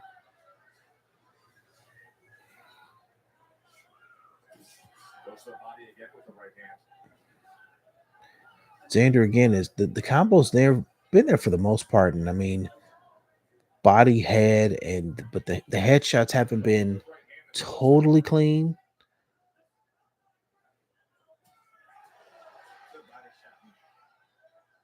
Teixeira's eating these body shots. I don't know how. They're just well placed again. He's punching where he believes Teixeira is trying to go. So he's cutting off that angle right there by going down to the body with the left hook. And then he's bringing him right back into his right hand. Nice short To shot. Teixeira's credit, he's still trying to throw punches. Just letting his hands go. I don't know how much zip these have on him. And now he just ate a 4-piece combo. And he's ducking and missed the shots that follow that, and he throws his own Definitely taking a lot. wild punches that missed. The right hand sends him back. And every time he gets sent back by a series of punches, he'll pause for a second and he kind of then continues to press forward. So again, Teixeira's a tough guy. I mean, and we're definitely seeing that here. Teixeira's not going to go anywhere easy. He was at years ago. He was at So I don't think Xander's going to be getting out of here. I mean, unless it's going to be accumulation of punches or something like that to where the ref stops it. So far, I think Teixeira's going to hang in there and survive these 10 rounds. As we're now here the last 30 seconds of the 6th. He's very doable, like durable. Excuse me. He's sneaking in that left hand. What was that?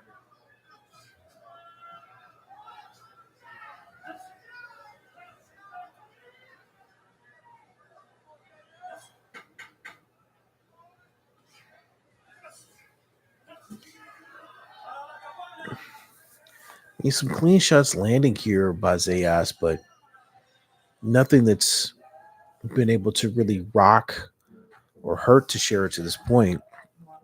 It's going to be one of those things, again, kind of like how it was in the Shushu Carrington fight, to where it's going to be, or it's going to need to be a series of punches that are unanswered from Zayas to Teixeira for this fight to actually end. For him to get the stoppage. Otherwise, then it's going to be just more of this. It's going to be him just winning round after round in little mini flurries from both guys. Again, who's going to have the most power in their punches and stamina to actually throw some punches as this fight wears on until both guys are slowing down. But Teixeira definitely looks like the slower of the two here thus far. So, I mean, about to enter round 7. Glad this is only 10 out of 12 because I'm running on fumes, y'all. I'm trying to do my best and not doze back off here in the middle of the stream. This also happens with getting old. So for all my youngsters out there, once you hit 40, it gets real quick. So, yeah. Let's see what Xander does here.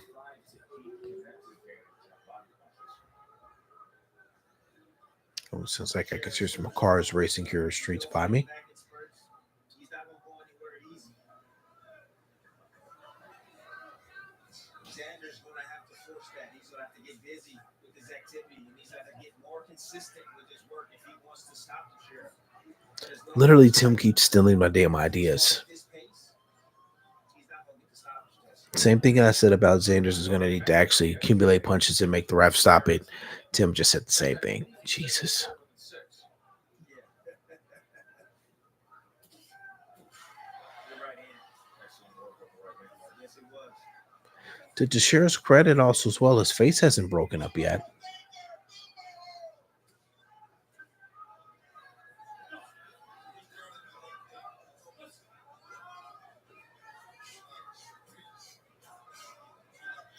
If some of these uppercuts were to land from Zayas, Reaching right there with the right hand. See, this can be a really good thing because if you look at the landscape of this division, you got southpaws. Plenty of southpaws in this division.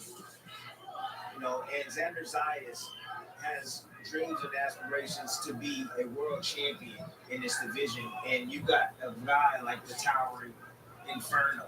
Sebastian Fundora. Fundora, yes, that's a southpaw with an 80-something inch reach. Well, the big headline in this division is what's going to happen on August 3rd when Terrence Bud Crawford takes on Majimov, the WBA champion. When Bud Crawford's entering a division, obviously, there's one name at the top. Absolutely. But again, new division for Bud. I expect the weird thing, and again, he's doing it again here this round. Teixeira's like almost like he's looking over at the ref after he's getting hit with punches, like he's something or somebody's distracting him. You just see him kind of glance over to the side and look. You mentioned yesterday, look at his back, look at his shoulders. He's 21, still growing into it. I mean, we could be seeing a middleweight sooner or later. yes.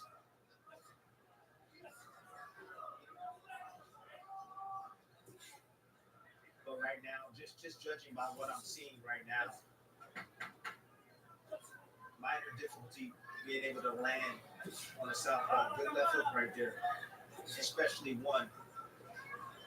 It's just a shell of The more that we give, the more that we feel. Yeah, I mean, it's pretty much one-way traffic. I mean, there are punches coming back from Teixeira, but it's nothing spectacular. It's nothing that actually has any sort of zip on it at all. He's going to have to hope for some sort of miracle here these last few rounds for something to happen. I mean, multiple knockdowns or somehow he's able to score a knockout. Was that after I texted the H to screen? Sorry about that.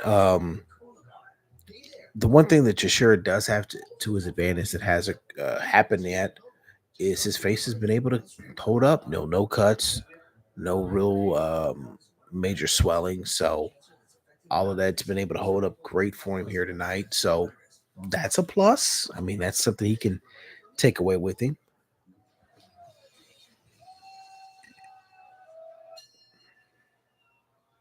Remember, Xander Zayas, we've been talking about him for a long time. He signed a promotional contract with Top Rank when he was only 16 years old. He turned pro just after his 17th birthday. So it has been a long path of everybody having eyes on Xander Zayas to work his way up to this point where he would be the main event guy on a night like this at Madison Square Garden. Here he is deep in this fight. He's been in total control against a 33-year-old version of a former belt holder in Patrick Teixeira that does not really fully represent the guy that we've talked about with reaching the heights of 2019. Sanders could do a little bit better job of cutting the ring off. Xander said Teixeira was the right opponent at the right time in terms of gaining experience. Do you feel that way with what you're seeing here tonight, Timmy? This is for southpaw. Yeah. I mean, you got to be able to deal with southpaws. Although Xander Zayas is winning this fight, Oh, nice combination there. that's important, especially under these bright lights, circumstances that surround this right now. Again, Teixeira's been able to stay in there. Nice uppercut. But I don't think any of this is really oof. No, that one snapped his head back. None of this looks to be like truly hurting Teixeira as he's not clinching yet. The referee's telling him you better do something.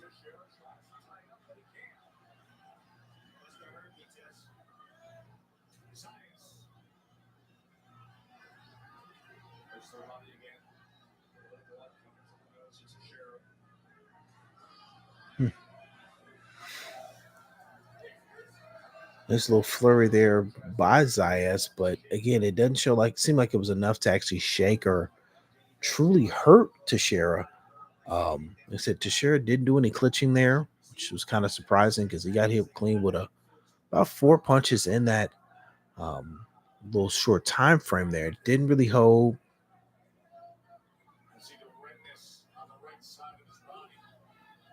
All those body punches. One of my secrets is What's that? Tim? when you hurt me, or feel like you did the best of me, I dig down to your body and I back you off and I find myself sometimes. No one likes to get down there and get you. 20 seconds left. Nice combination there by Teixeira. By Zayas. Teixeira falls back to the corner. Now he's clinching, which tells me he's hurt. 10 seconds left here in the 8th round. May have to be a conversation to be said in his corner after a round like that is how much longer do we want to keep our guy out there? Granted, it's only 10-round fight. You got 2 rounds left. So you got 6 minutes left. Do you keep your guy out there, hope he can hit a Hail Mary, or do you, save him from himself and get him out of there at this point? We're now at another commercial, so I don't know what's going on and being said in the corner because that would make too much sense for me to actually be able to hear that on here because, well, why would I? So that would be interesting to see if what point if they just say, we got to get you out of here. We don't want you to get hurt. But that's what it seems like it's going towards. It's going towards the corner of the ref's going to have to stop it. It's going to be one of them having to save Teixeira from himself at this rate. But again, I can't hear what they're saying in the corner because of commercial breaks. Yeah, it's going here to another round. So let's see what happens here. Now the doctors are looking at Teixeira as we speak, and they're giving him the okay. Mark Regal, what say you? Guess what? It's still a shutout, fellas. Listen, I think you're being a little hard on Xander the last couple of rounds. He's fighting a guy who's jump over him. Teixeira's never hurt him. He's not really intent on engaging. A little hard on him? I don't think so. Expectations. And it's kind of more of the same here this round as the other round that Teixeira's kind of on his bicycle, circling on and off of the ropes, not giving up much offense on his own from himself to where again, Xander's going to force that corner, the doctors, or the ref to stop the fight. And look, I understand he's 21 years old. Conor won the world championship when he was 24. He's 24 years old. So he does have time.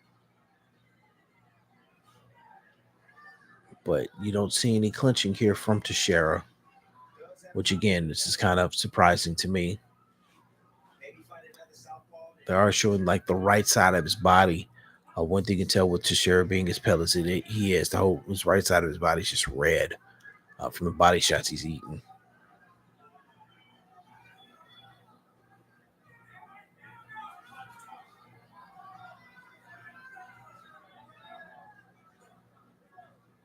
New territory for Xander right now. 9 rounds. He's only been 8. This is his first 10 rounds. So a lot of Teixeira's now bleeding here from the left eye, doing a lot of dancing. So it took 9 rounds for him to open up.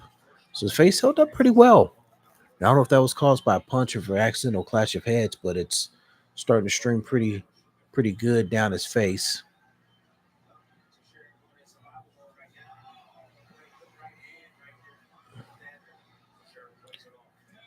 50 seconds left here. And again, it's another one of these blitzes coming here from Xander Zayas that's, um, you know, again, Teixeira's not offering anything offensively. It's just him running or him throwing his hands up in the air saying, yeah, I'm good.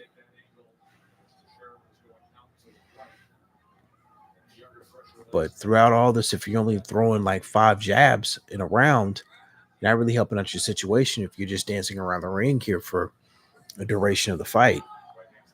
15 seconds left here. We'll be interested to see if they let him come out for the last round. I mean, honestly, I don't see any need for it if I was his corner. But on the same token, I guess you've let him go 9 rounds, let him go out on the shield. But I think the doctors also have something to say about that again with him having that cut there right above the left eye, right around this area here, and it's dripping and leaking pretty damn bad. So, but I don't understand, especially from watching the ESPN Plus version of this. Why am I getting commercials and it just not stay live there? And I can hear what they're saying or doing in the corner in between rounds, because I would have loved to hear what the hell Teixeira's corner was telling him to do or what adjustments they were suggesting to him to do here in this fight, because it didn't seem like he really made any adjustments. It was him running around off his back foot and along the ropes for at least the last, 6 rounds as we were about to enter into the 10th final round. The one positive I can't say about it going 10 rounds, this was something that probably was needed here for Xander. This is his first fight beyond 8 rounds. So,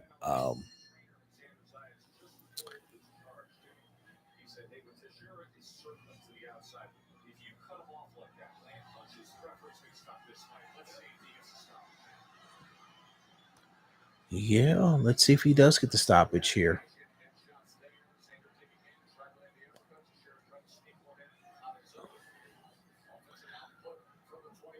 They're kind of infighting right now, and they were saying the corner gave Xander's instructions of cut off the ring when Teixeira is circling. And that's something he did here to begin this round, is cut off the ring as they were circling.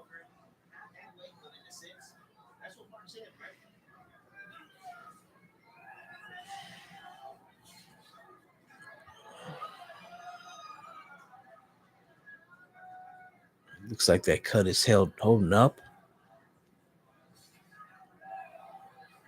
They did some good work on it in between rounds there. But give Teixeira credit, very durable guy. Didn't really look like he got hurt a bunch, but definitely can take a shot. That's a good thing or not. At age 33, you definitely don't want your guy doing that.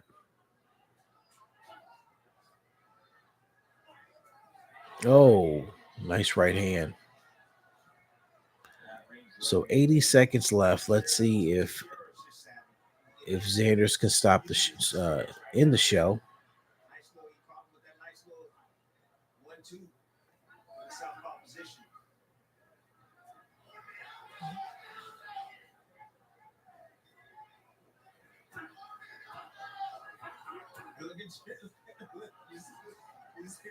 It's so funny. And he comes back because he's like, he said, a young guy, okay, young man, you threw everything at me. I'm still here. Shaking his head right there. Now can you take mine? So he's trying to get some get back. Remember, he suffered that cut a round ago as well. They were able to tie it out.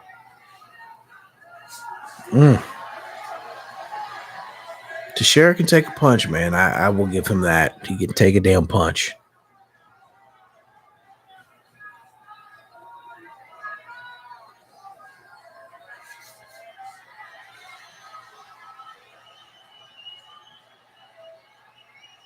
And that cut is now open back up.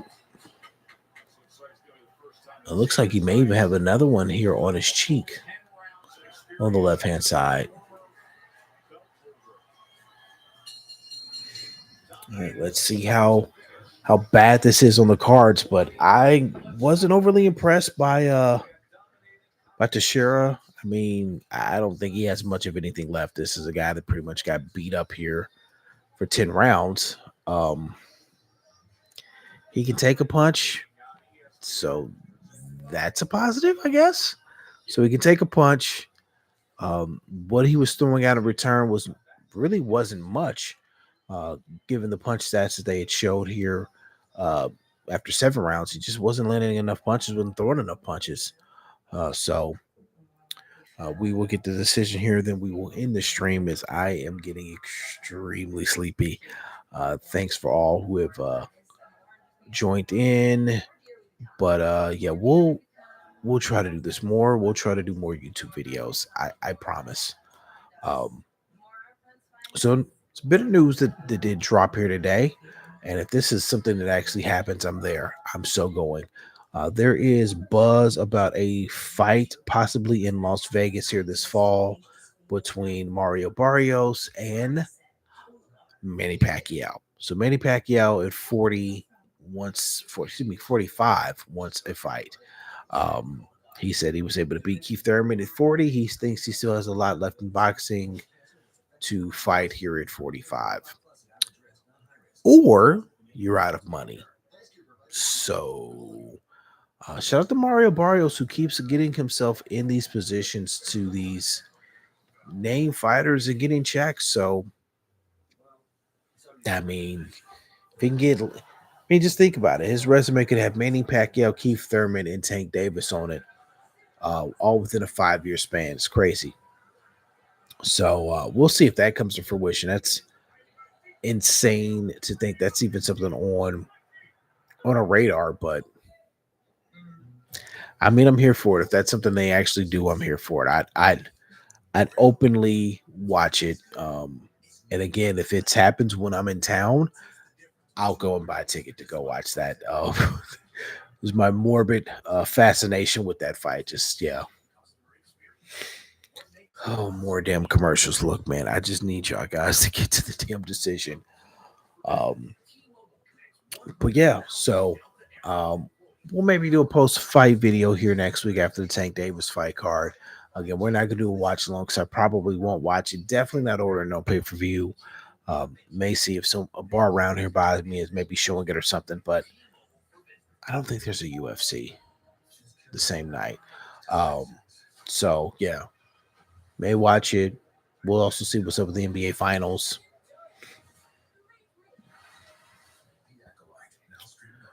Let's see. Oh, jeez, there's more damn commercials. Come on, y'all.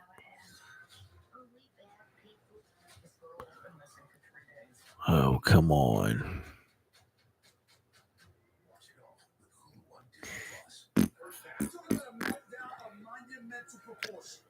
More commercials.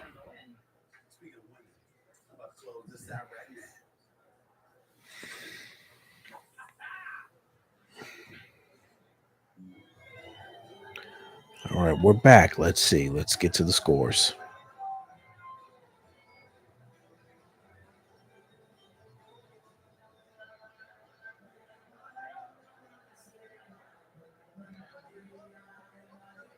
Jorge Linares also there, giving words of encouragement or something there to Xander Zayas. So shout out to Jorge Linares.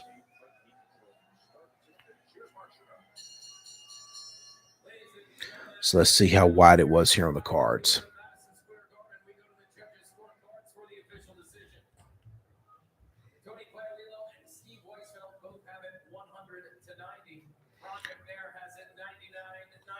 So 2 judges gave him 10 rounds. One judge gave him 9 rounds. So Xander Zayas with a very convincing unanimous decision wins. Shout out to Xander Zayas. He is now this is now his weekend here in New York. So shout out to him. Again, man, thanks to everyone who's tuned in. I'm exhausted. We will talk more later. Make sure you follow me on Twitter, Brandon P2TF, or X. I forgot it's called X now. X, Twitter, whatever. Brandon P2TF.